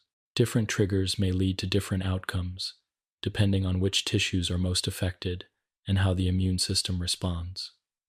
Understanding environmental triggers brings both challenge and hope. The challenge lies in their unpredictability. One cannot avoid every infection, every exposure, or every stressor. Life itself carries these experiences as part of being human. Yet the hope lies in the possibility of reducing risk and managing disease through awareness and adaptation, avoiding smoking, maintaining a balanced diet, supporting gut health, managing stress, and ensuring adequate vitamin D are all steps that may help. They cannot erase genetic predisposition, but they may tip the balance back toward tolerance. As you let these ideas settle in the quiet, imagine the immune system as a flame. Genetics determines the fuel available, but environment determines the winds that fan or calm the fire.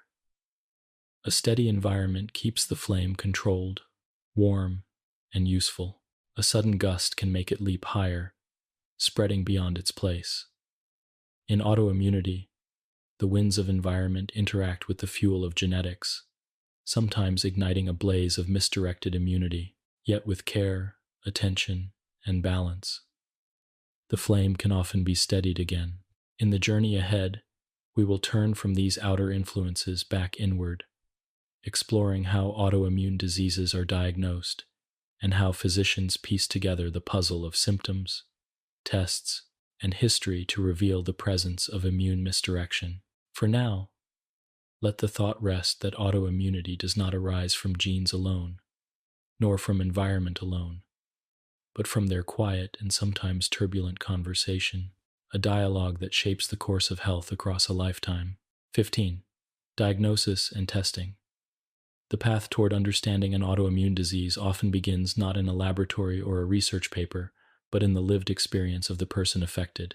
It begins with fatigue that lingers too long, with pain that cannot be explained, with rashes that return again and again, or with blood sugar that refuses to remain stable. Autoimmune diseases rarely announce themselves with clarity. Instead, they whisper through symptoms that overlap with countless other conditions.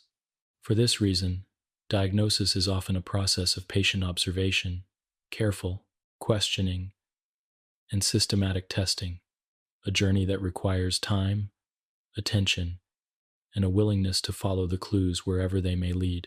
Because autoimmune diseases vary so widely, the path to diagnosis can look very different for each condition. For some, such as type 1 diabetes, the onset is rapid and unmistakable. High blood sugar, increased thirst, frequent urination, and weight loss provide a pattern that points quickly toward the pancreas and the absence of insulin. For others, like lupus or rheumatoid arthritis, the process can stretch across months or years. Symptoms may appear and fade, mimic other illnesses, or affect multiple organs at once. In such cases, diagnosis is not the recognition of a single sign, but the weaving together of many threads into a coherent picture.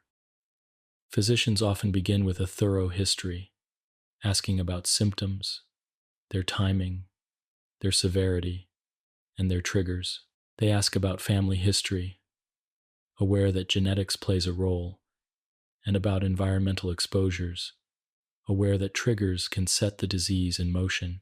A careful physical exam follows, looking for signs that may not be noticed in daily life. Swelling in joints, subtle rashes, or changes in reflexes. These first steps provide a map pointing toward areas of the body where the immune system may be at work. Blood tests are among the most important tools in diagnosing autoimmune diseases. Many of these conditions leave behind markers of immune activity, like footprints in the sand. Autoantibodies are one such marker. In lupus, antibodies against double-stranded DNA or nuclear proteins often appear. In rheumatoid arthritis, rheumatoid factor or anti-CCP antibodies may be present. In type 1 diabetes, autoantibodies against insulin or other beta cell proteins can be detected. These antibodies do not always confirm a diagnosis on their own, but they provide powerful clues, narrowing the field of possibilities and guiding further investigation. Another common blood test is the antinuclear antibody test, or ANA. This test detects antibodies that target the cell's nucleus, and it is positive in many autoimmune diseases, particularly lupus. A positive ANA test does not mean lupus for certain, as it can be positive in other conditions as well, but it serves as a signal that the immune system is active against the body's own tissues. From there, more specific tests may be used to pinpoint the exact condition. Inflammatory markers also help in diagnosis. Tests for erythrocyte sedimentation rate, ESR, and C-reactive protein, CRP, measure general levels of inflammation in the body. These markers are often elevated during autoimmune flares, reflecting the immune system's heightened activity. While not specific to autoimmunity, they can rise with infections or injuries. They help confirm that inflammation is present and ongoing. Imaging studies provide another layer of information. In rheumatoid arthritis, X-rays, ultrasounds, or MRI scans can reveal joint damage, swelling, or early signs of erosion. In multiple sclerosis, MRI scans are central to diagnosis, showing lesions in the brain and spinal cord, where myelin has been attacked. These images act like windows, allowing physicians to see the footprints of autoimmunity in places where the eye cannot reach. Sometimes, diagnosis requires a biopsy, a small sample of tissue taken for closer study. In celiac disease, a biopsy of the small intestine reveals the flattening of villi and the inflammation caused by gluten exposure. In lupus, kidney or skin biopsies may show immune complex deposits that confirm the disease's reach. Biopsies provide direct evidence of immune misdirection, anchoring the diagnosis in visible, microscopic changes. Yet despite all these tools, diagnosing autoimmune diseases is rarely straightforward. Symptoms often overlap. Fatigue, pain, and rashes can appear in many conditions. Blood tests may be positive in some who never develop disease, or negative in those who clearly have it. Imaging may show changes that do not fit neatly into one category. For this reason, diagnosis is often a process of exclusion, ruling out other possibilities, and a process of time, watching how symptoms evolve. It is as much an art as it is a science, requiring both clinical judgment and scientific evidence. For patients, the journey to diagnosis can be frustrating. Symptoms may be dismissed or misunderstood, leading to delays in treatment. The invisibility of many autoimmune symptoms, such as fatigue or pain, can make it difficult for others to understand. But when a diagnosis is finally reached, it often brings relief, not because the disease itself is welcome, but because clarity replaces uncertainty. With a name comes the possibility of treatment, of management, and of understanding one's own experience. Diagnosis also opens the door to personalized care. Knowing which autoimmune disease is present allows physicians to tailor treatment, to choose medications that address the specific immune pathways involved, and to monitor for complications that may arise. It allows patients to connect with communities of others who share the condition, reducing the isolation that often comes with unexplained illness. In this way, diagnosis is more than a medical label. It is a step toward healing, knowledge, and support. It is worth remembering that autoimmune diseases exist on a spectrum. Some individuals may have autoantibodies without clear symptoms, a state sometimes called preclinical autoimmunity. Others may have symptoms without clear test results, existing in a gray area until the disease becomes more defined. This spectrum reflects the complexity of autoimmunity, where the immune system's misdirection may smolder quietly before flaring into full expression. Physicians, therefore, must remain attentive to patterns over time, recognizing that diagnosis is not always immediate but may unfold gradually.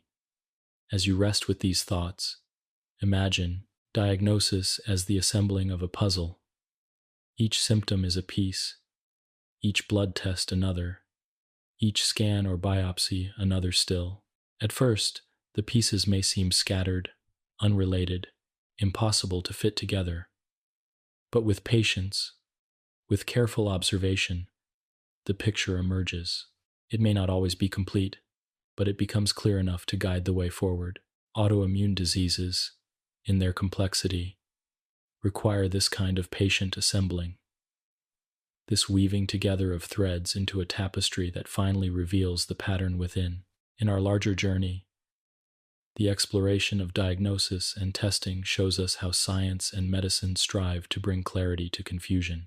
It reveals the tools we have, their strengths and limitations, and the importance of persistence in seeking answers. In the next part, we will turn from diagnosis to treatment, exploring the many ways modern medicine calms the immune system's misdirection and restores balance to the body. For now, let the thought rest that diagnosis, though often a long road, is a path toward understanding, and that in the search for answers, patience and persistence often yield the clarity that was once elusive. 16. Treatment approaches. Once a diagnosis of autoimmunity is made, the question that inevitably follows is how to treat it. Unlike infections, where antibiotics can eliminate bacteria, or injuries, where healing follows naturally, autoimmune diseases are more complex. The immune system is not an external enemy to be removed, but an essential part of the body's own defense. To treat autoimmunity, therefore, is to strike a balance, to calm the immune system's unnecessary aggression without leaving the body defenseless against real threats. It is an effort to restore harmony, to quiet the orchestra that has lost its rhythm, without silencing its music entirely. The earliest treatments for autoimmune diseases were born from the need to control inflammation, the most visible and disruptive aspect of immune misdirection.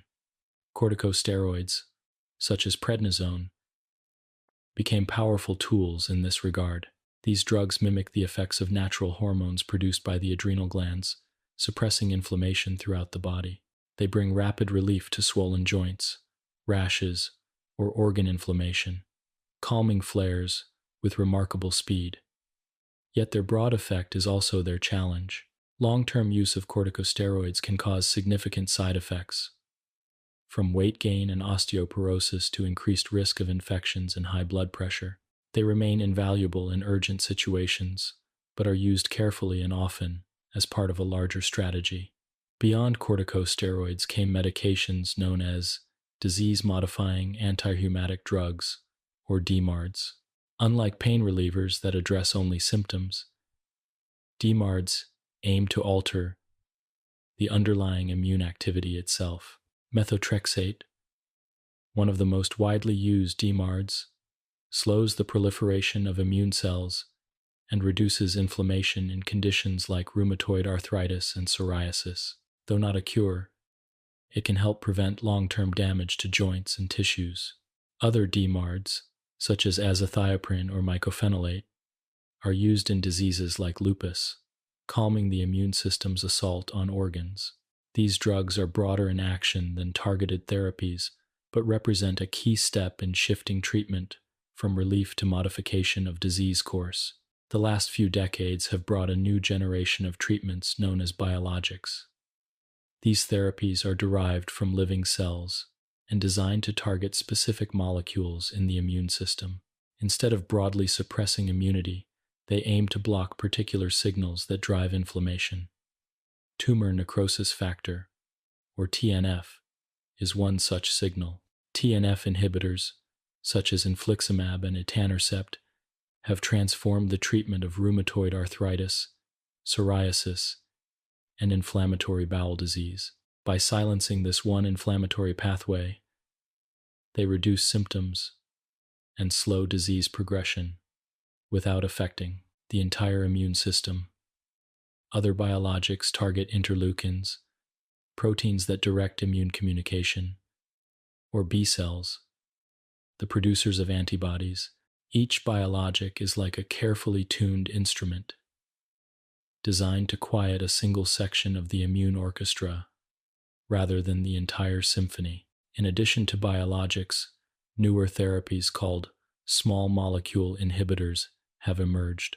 These drugs, taken orally rather than by injection, can block enzymes inside immune cells that are essential for transmitting activation signals. One class, known as JAK inhibitors, has shown effectiveness in rheumatoid arthritis and other autoimmune conditions. By interfering with internal signaling, they reduce immune overactivity with a precision different from biologics, but equally transformative in their potential. Treatment approaches also extend beyond medications. Lifestyle modifications play an important role in managing autoimmune diseases. Stress management, adequate sleep, balanced nutrition, and regular physical activity all help regulate immune responses.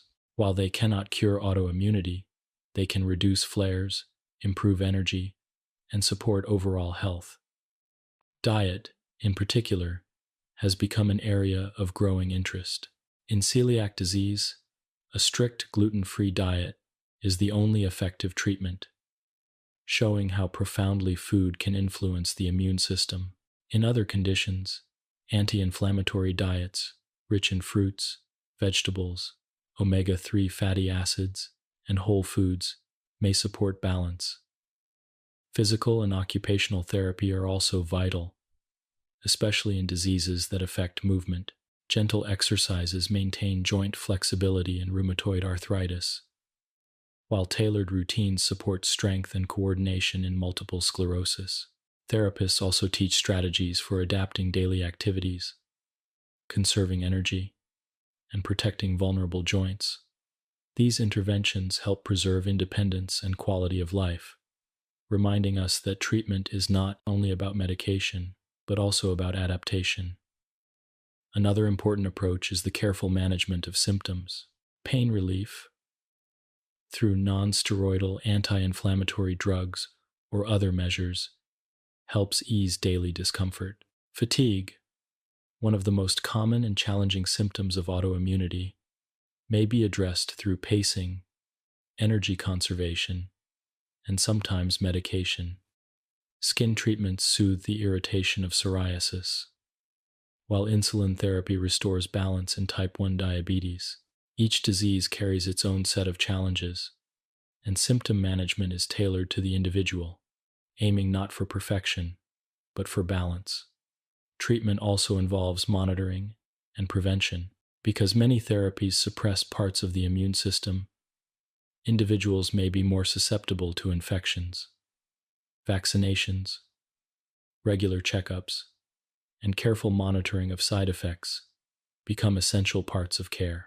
Physicians and patients work together as partners, adjusting treatments as needed, balancing risks and benefits in a process that evolves over time.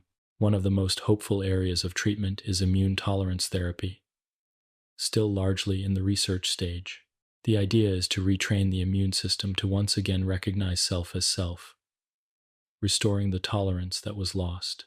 This could be achieved through vaccines that present antigens in calming rather than alarming contexts, or through therapies that encourage regulatory T cells, the immune cells that keep responses in check. If successful, tolerance therapies could move treatment beyond suppression toward true correction of the immune system's error. It is also important to recognize the role of emotional and social support in treatment. Autoimmune diseases are chronic, unpredictable, and often invisible. They can bring fatigue, pain, and uncertainty that affect every part of life. Support from loved ones, from communities, and from healthcare teams can make a profound difference. Counseling, support groups, and mental health care are as much a part of treatment as medications, helping individuals live fully with conditions that demand daily attention. In reflecting on treatment approaches, one sees both the challenges and the progress. There is no cure yet for most autoimmune diseases, but the tools we have today are far more advanced than those of a generation ago. Where once patients had few options, they now have many. From corticosteroids to biologics, to lifestyle strategies that together create a path toward balance. The journey is not simple, but it is one of resilience, adaptation, and the steady improvement of science. As you rest with these thoughts, imagine treatment as the tuning of an orchestra. At times, the instruments grow too loud, overwhelming the harmony. The task is not to silence them all, but to bring them back into balance, to soften their voices until they blend once again. In autoimmunity, treatment is this act of tuning, of calming the overactive notes, without losing the music of protection altogether. It is a process that requires patience, adjustment, and care, but it allows the body to find its rhythm once more.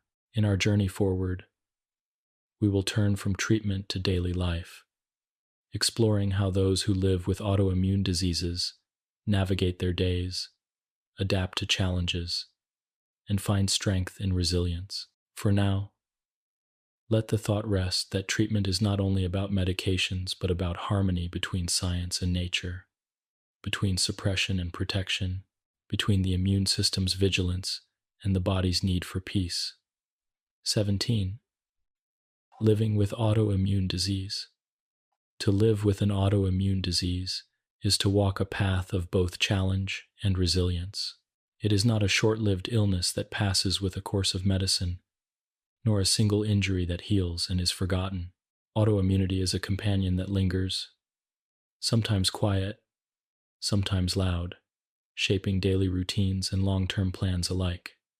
It is a reminder that health is not always steady, that the body itself can become unpredictable, and yet also that life, even in the presence of chronic illness, can be rich, full, and deeply meaningful. For many, the first stage of living with an autoimmune disease begins with uncertainty.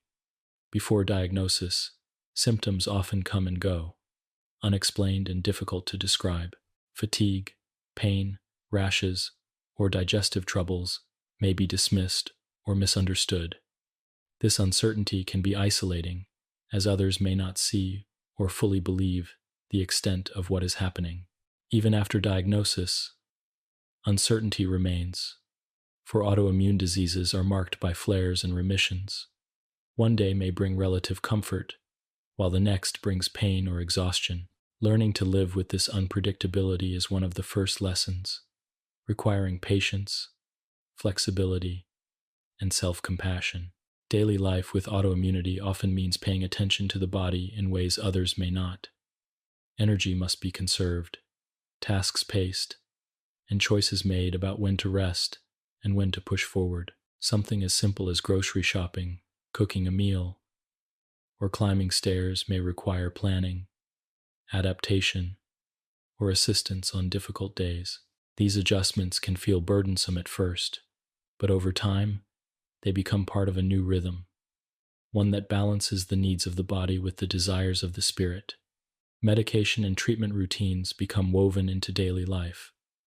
Pills, injections, or infusions may mark the passage of days and weeks. Blood tests, doctor visits, and monitoring of symptoms become part of the background of life. While these routines can be tiring, they also provide structure and reassurance, forming a framework of care that helps keep the disease in check. Many find comfort in this regularity, knowing that they are not alone in managing their condition, but supported by a system of medicine that seeks balance on their behalf. Nutrition often takes on a new importance. For those with celiac disease, every meal must be carefully considered to avoid gluten, a task that requires vigilance and adaptation but becomes second nature with time. For others, diets rich in anti-inflammatory foods or tailored to personal sensitivities may help reduce flares and improve well-being. Eating becomes not just an act of nourishment but also an act of care, a way of supporting the immune system and honoring the body's needs. Exercise, too, is reimagined. While fatigue and pain may limit certain activities, movement remains vital for health and well-being. Gentle practices like walking, stretching, yoga, or swimming often provide balance, strengthening muscles, easing stiffness, and lifting mood. Physical therapy may guide more specific exercises tailored to individual needs. The goal is not athletic achievement, but steady support of the body, helping it remain as strong and mobile as possible. In this way, exercise becomes not an obligation, but a quiet ally.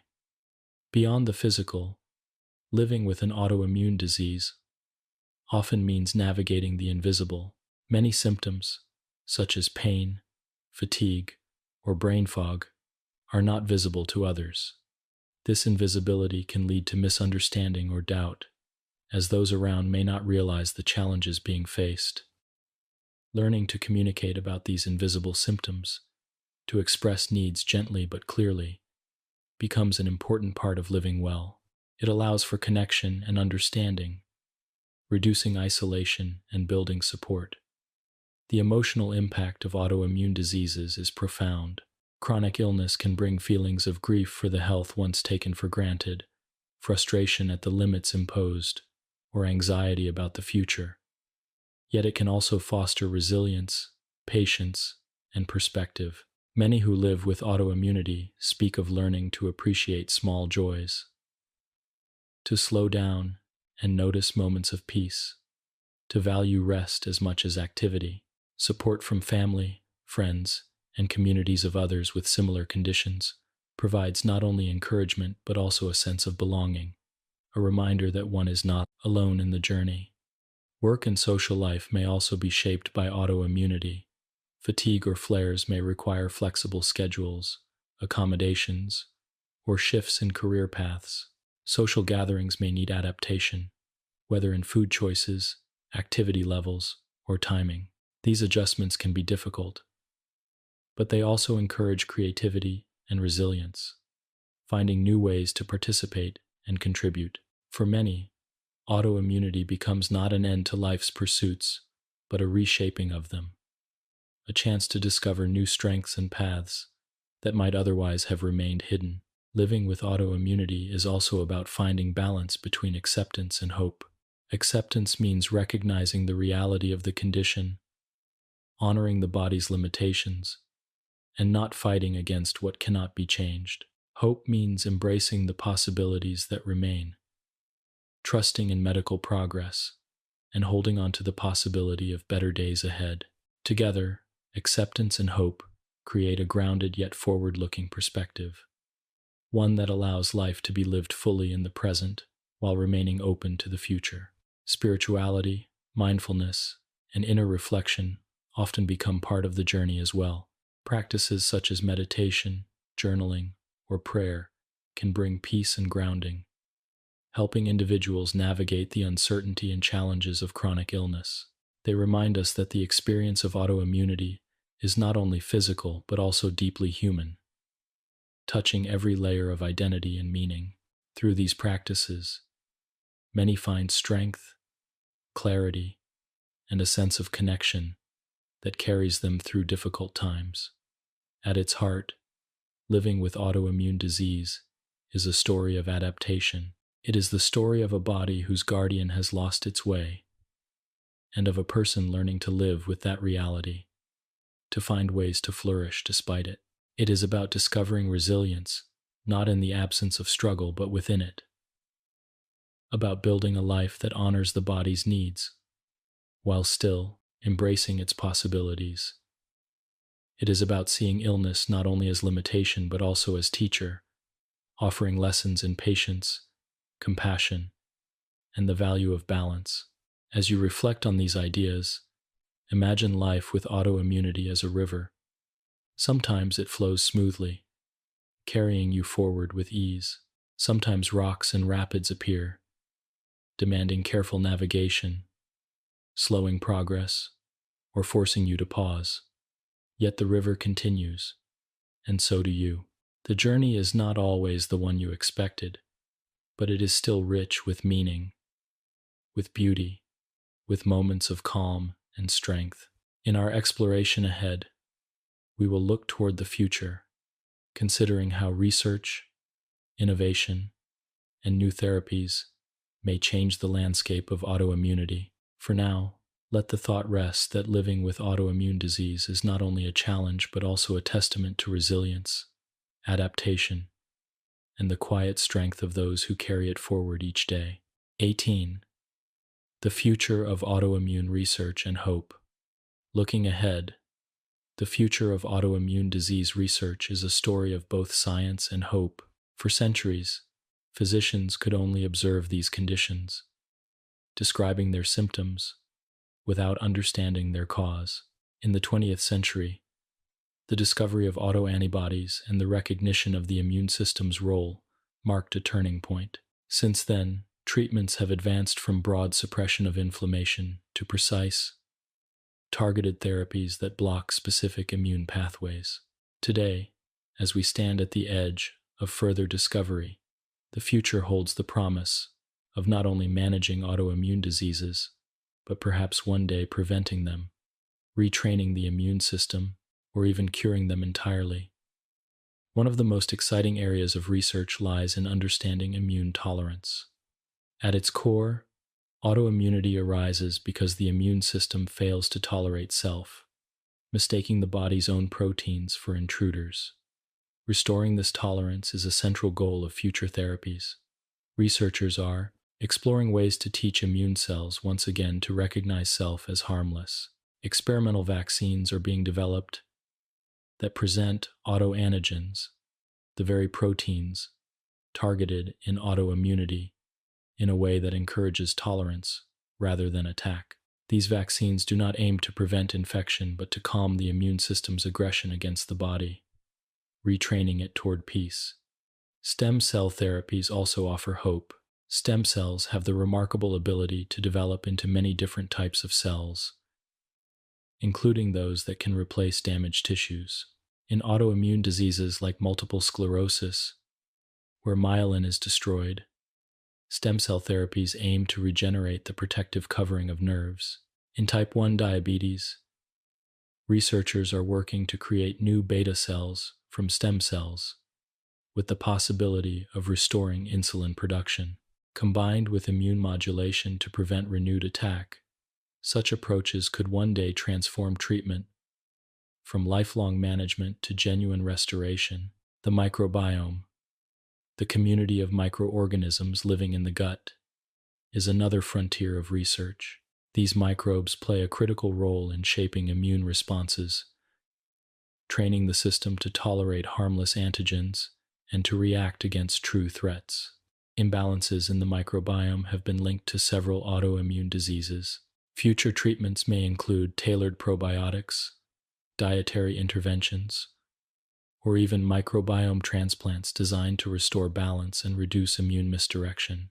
This research highlights the profound connection between the immune system and the unseen ecosystems that live within us. Genetics and personalized medicine are also reshaping the future. With the ability to map individual genomes, researchers can identify specific risk genes for autoimmunity in each person. This knowledge could allow for earlier diagnosis, even before symptoms appear, and for prevention strategies tailored to an individual's risk profile. Personalized medicine also extends to treatment. Genetic variations influence how individuals respond to medications, and in the future, therapies may be chosen based not only on the disease, but also on each patient's unique genetic makeup. This approach could maximize effectiveness while minimizing side effects, making treatment more precise and humane. Biologic therapies, already transformative, continue to evolve. New biologics target ever more specific pathways, and combination therapies may allow for even greater control with fewer risks. Small molecule inhibitors, which block internal signaling within immune cells, are also being refined. The future may bring therapies that not only calm flares but prevent them altogether, creating steadier lives for those with autoimmunity. Technology is another powerful ally. Advances in wearable devices and digital health tools allow continuous monitoring of symptoms, blood sugar, inflammation markers, and more. Artificial intelligence may one day analyze this data to predict flares before they happen, offering early warnings and opportunities for prevention. Telemedicine expands access to specialists, ensuring that those with autoimmune conditions can receive care no matter where they live. These innovations bring a sense of control to conditions that often feel unpredictable. Research is also exploring the role of environmental influences in autoimmunity, with the hope of reducing triggers. Understanding how infections, toxins, diet, and stress interact with the immune system could lead to public health strategies that prevent disease in the first place. Vaccines that prevent infections known to trigger autoimmunity, guidelines for maintaining gut health, and strategies for reducing harmful exposures may all become part of the effort to lower the global burden of autoimmune disease. Alongside scientific progress is the growing recognition of the importance of mental and emotional well-being in managing autoimmunity. Future care will likely integrate not only medications, but also support for mental health, stress management, and quality of life. Holistic approaches that combine medical, psychological, and social care acknowledge that autoimmune diseases affect the whole person, not only the immune system. This shift reflects a broader vision of health, one that values balance, resilience, and dignity. Even as these scientific and medical advances unfold, hope itself remains one of the most powerful forces for those who live with autoimmune diseases. Hope is not blind optimism, but a steady belief that progress is possible. It is found in the relief brought by new treatments, in the promise of ongoing research, and in the resilience of communities that support one another. Hope is carried forward in every clinical trial, every discovery in the laboratory, every patient who finds a new way to live well despite their condition. Autoimmunity may never disappear entirely, for it arises from the very complexity that makes the immune system so powerful. Yet the future holds the possibility of transforming it from a lifelong burden into a manageable condition, and perhaps even into something preventable. The progress of science moves slowly but steadily, building on the knowledge of those who came before, guided by the needs of those living with disease today.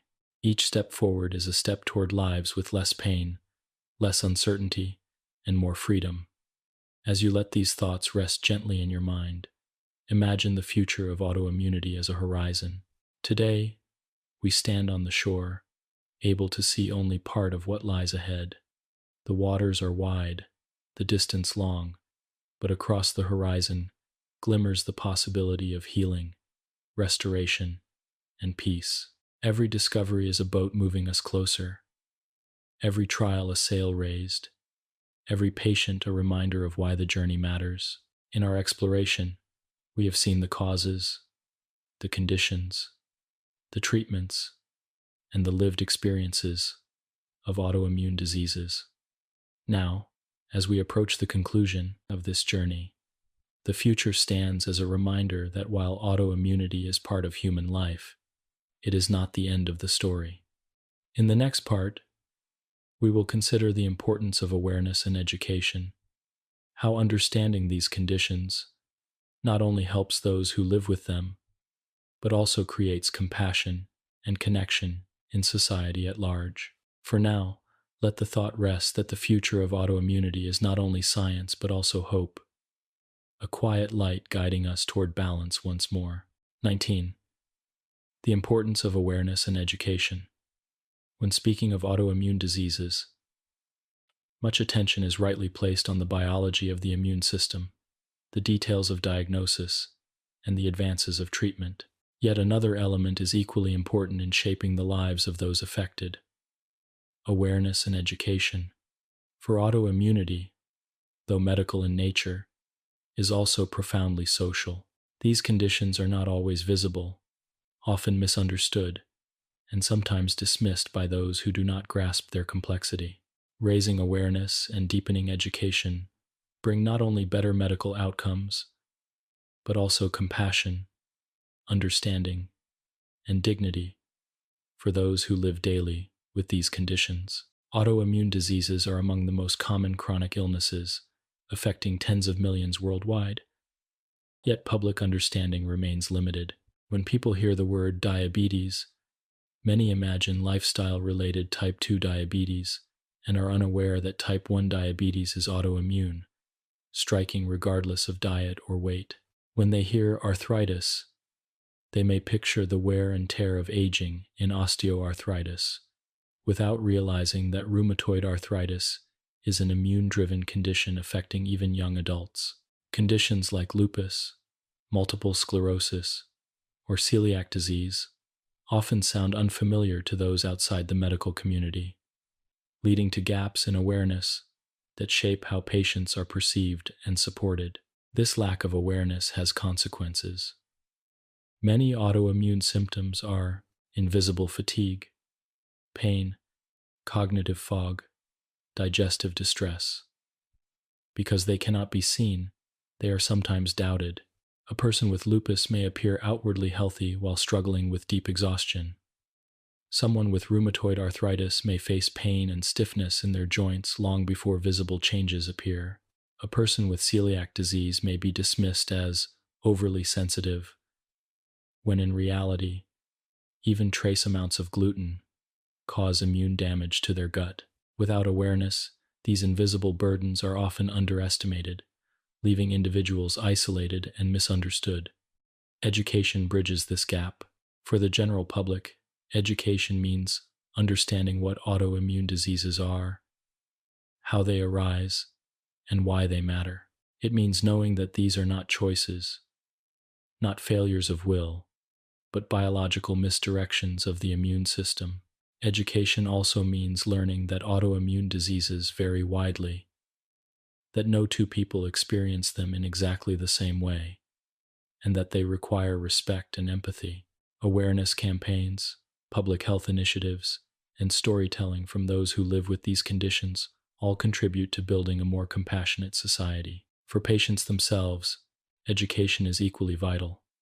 Autoimmune diseases often require daily management, from taking medications to monitoring symptoms, adjusting diet, or pacing energy. To do this effectively, individuals need clear, accurate information about their condition.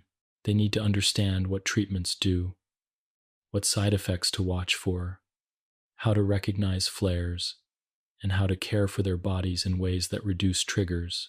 Education empowers patients to take an active role in their care, turning them from passive recipients of treatment into partners in managing their health.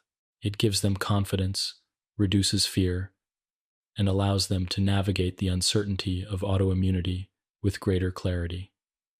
Healthcare providers also play a central role in awareness and education. Doctors, nurses, therapists, and pharmacists not only prescribe and guide treatment, but also explain, reassure, and advocate. A physician who takes the time to explain how lupus affects multiple systems, or how gluten damages the intestine in celiac disease, provides more than information. They provide understanding and validation. Nurses and allied health professionals often serve as educators in daily practice, teaching patients how to administer injections, use devices, or adapt their routines. In this way, education becomes an extension of care, woven into every interaction. Schools, workplaces, and communities also benefit from awareness. Children with type 1 diabetes need teachers who understand how to respond to blood sugar emergencies. Students with autoimmune diseases need accommodations when fatigue or flares interfere with attendance. In workplaces, flexibility in scheduling, the option of remote work, or simple compassion for fluctuating health can make the difference between exclusion and inclusion. Awareness at this level transforms environments, making them more welcoming for those whose health requires adaptation. Beyond practical support, awareness nurtures empathy. When people understand that a friend with multiple sclerosis may cancel plans not out of indifference but because of sudden fatigue, compassion grows. When they realize that someone with psoriasis is not contagious but is living with an immune condition, stigma fades. Awareness humanizes the experience of autoimmunity, making it part of the shared fabric of human life, rather than a hidden burden carried in isolation. The importance of awareness also extends to research and policy. When societies recognize the impact of autoimmune diseases, they are more likely to support funding for research, the development of new treatments, and the creation of resources for patients. Awareness shapes priorities, ensuring that autoimmunity receives attention alongside other major health challenges. Education at the policy level means acknowledging the economic, social, and personal costs of chronic autoimmune conditions and investing in solutions that reduce them. Technology has opened new possibilities for awareness and education. Online platforms allow patients to share their stories, creating communities of support that span the globe. Social media campaigns raise visibility for conditions once hidden from public view. Educational websites, webinars, and digital resources make information accessible to anyone with an internet connection. At the same time, these tools require careful guidance to ensure accuracy, for misinformation can spread as easily as truth. The role of trusted medical voices remains essential in guiding patients toward reliable knowledge. Living with an autoimmune disease often transforms individuals into educators themselves. Patients teach their families about what they experience, explain to colleagues why accommodations matter, and advocate in their communities for better understanding. In doing so, they not only support themselves but also contribute to the broader awareness that benefits others. Their stories carry weight, for they transform abstract science into lived reality, giving autoimmune conditions a face, a voice, and a human presence. Awareness and education also foster hope. They show that while autoimmunity cannot always be cured, it can be understood, managed, and lived with. They remind us that science is advancing, that treatments are improving, and that society is capable of compassion. They create a world where those with autoimmune diseases are not defined solely by their conditions, but are recognized as whole people, with lives, talents, and contributions beyond their illness. As you let these thoughts rest, imagine awareness as light spreading across a landscape. At first, the land is dim, its shapes unclear, its contours misunderstood. As light grows, details emerge: hills, rivers, valleys, once hidden. Education is this light, revealing what was obscure, clarifying what was vague, illuminating what was once ignored. For those with autoimmune diseases, this light brings understanding and compassion. For society, it brings responsibility and connection. In the arc of our journey, the importance of awareness and education prepares us for the final reflection. We have seen the biology of autoimmunity, the conditions it creates, the treatments that calm it, and the lives it shapes. In the next part, we will bring these threads together into a gentle conclusion, considering what autoimmunity teaches us, not only about disease but also about resilience, humanity, and the search for balance. For now, Let the thought rest that awareness is not a luxury but a necessity, a light that eases the path of those who live with autoimmunity, and a gift that deepens our shared understanding of what it means to care for one another. 20. Conclusion. Understanding autoimmunity as a whole. As we come to the final part of this long and quiet exploration, it is time to gather the threads we have followed and to weave them into a gentle whole. Autoimmunity is not a single disease, but a family of conditions, each with its own story, its own focus, and its own challenges. Yet beneath their differences lies a shared theme. The immune system, designed to protect, has turned its vigilance inward. What was once the guardian becomes, in moments of confusion, the source of harm. And yet, even within this paradox, there is resilience, adaptation, and hope. We began with the immune system itself, the intricate orchestra of cells and signals that defends the body from countless dangers. It is a system of remarkable precision, able to recognize invaders and remember them for a lifetime. But in its complexity lies its vulnerability. Autoimmunity arises when this precision falters, when self is mistaken for other, when the compass needle wavers. In lupus, this misdirection becomes widespread, touching many organs at once. In multiple sclerosis, the nerves are targeted, disrupting the body's communication. In type 1 diabetes, the pancreas is singled out, its insulin-producing cells destroyed. In rheumatoid arthritis, the joints bear the weight of inflammation. In celiac disease, the gut becomes the site of battle, while in psoriasis, the skin carries the marks of immune overactivity. Each disease is unique, yet all are chapters in the same story of self turned against self. We then explored why autoimmunity arises. Genetics lay the foundation, shaping susceptibility through inherited variations. Environment provides the triggers, infections, toxins, diet, stress, and geography that awaken this susceptibility. Hormones and chance add further complexity, explaining why these diseases affect some more than others, and why they appear unpredictably across families and populations. The picture that emerges is one of convergence, many factors weaving together to produce the conditions for autoimmunity. It is not one cause, but many, interacting in ways that science continues to uncover.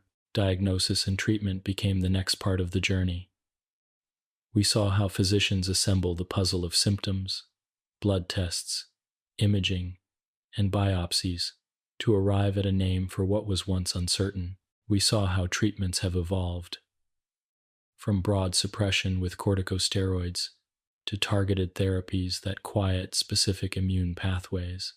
We saw how lifestyle, nutrition, exercise, and emotional care are woven into management, creating a holistic approach to balance the immune system without silencing its protective role. The future holds even more promise, with stem cell therapies, immune tolerance strategies, microbiome interventions, and personalized medicine on the horizon. These advances remind us that autoimmunity is not static but a field of ongoing progress. We also looked closely at the lived experience of those with autoimmune diseases. Beyond biology and medicine lies the daily reality of fatigue, pain, and adaptation. We saw how autoimmunity shapes routines, relationships, work, and identity, often invisibly, yet profoundly. We saw the importance of awareness and education not only for patients but for families, communities, and society as a whole. Awareness brings compassion, reduces stigma, and creates environments where those with autoimmunity can live fully and openly. Education empowers patients to care for themselves and enables others to understand and support them. Throughout this journey, a deeper lesson has unfolded. Autoimmunity, though a story of misdirection, is also a story of resilience. The body may falter, but it adapts. Treatments may not cure, but they restore balance. Lives may be changed, but they continue with strength and meaning. Autoimmunity reveals the fragility of the body, yet it also reveals the capacity of the human spirit to endure and to thrive. In its challenges, it teaches patience. In its unpredictability, it teaches flexibility. In its invisibility, it teaches compassion. Science, too, has its lessons. The study of autoimmunity has illuminated not only these diseases but also the nature of the immune system itself. It has shown us how tolerance is maintained, how self is distinguished from non-self, how balance is achieved and lost. These insights extend beyond autoimmunity, deepening our understanding of infections, cancer, allergies, and the very fabric of immunity. In this way, autoimmunity is not only an illness but also a window into the larger story of life's defense system. As we close, it is important to hold on to both acceptance and hope. Acceptance that autoimmunity is part of the human condition, arising from the complexity that also grants us protection and resilience. Hope that science will continue to advance, that treatments will improve, and that one day prevention or cure may be within reach. Acceptance grounds us in the present, guiding us to care for ourselves and one another as we are. Hope lifts our gaze to the horizon, reminding us that progress is always possible. To understand autoimmunity as a whole is to see both sides of its paradox. It is to recognize that the immune system's misdirection is not malice but error, not weakness but overactivity.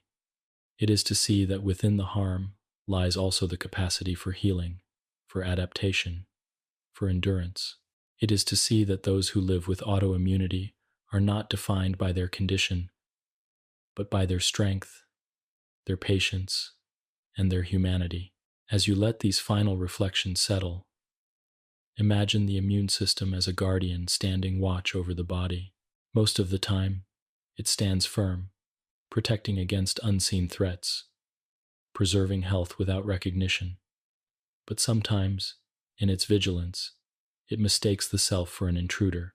The battle that follows is not the story of failure but the story of complexity, of how even our strongest systems can falter, and how we, in turn, respond with care, science, and resilience. In the quiet of this moment, let autoimmunity be understood not only as a group of diseases, but as a reminder of the balance upon which life rests. It is the story of defense turned inward, of error born from complexity, and of the strength to live fully, despite uncertainty. It is the story of science seeking answers, of patience adapting with courage, and of humanity learning compassion. In essence, to understand autoimmunity as a whole is to see both its challenges and its lessons, both its hardships and its hope, and to carry forward the knowledge that even in misdirection, there is resilience, there is meaning, and there is always the possibility of balance restored.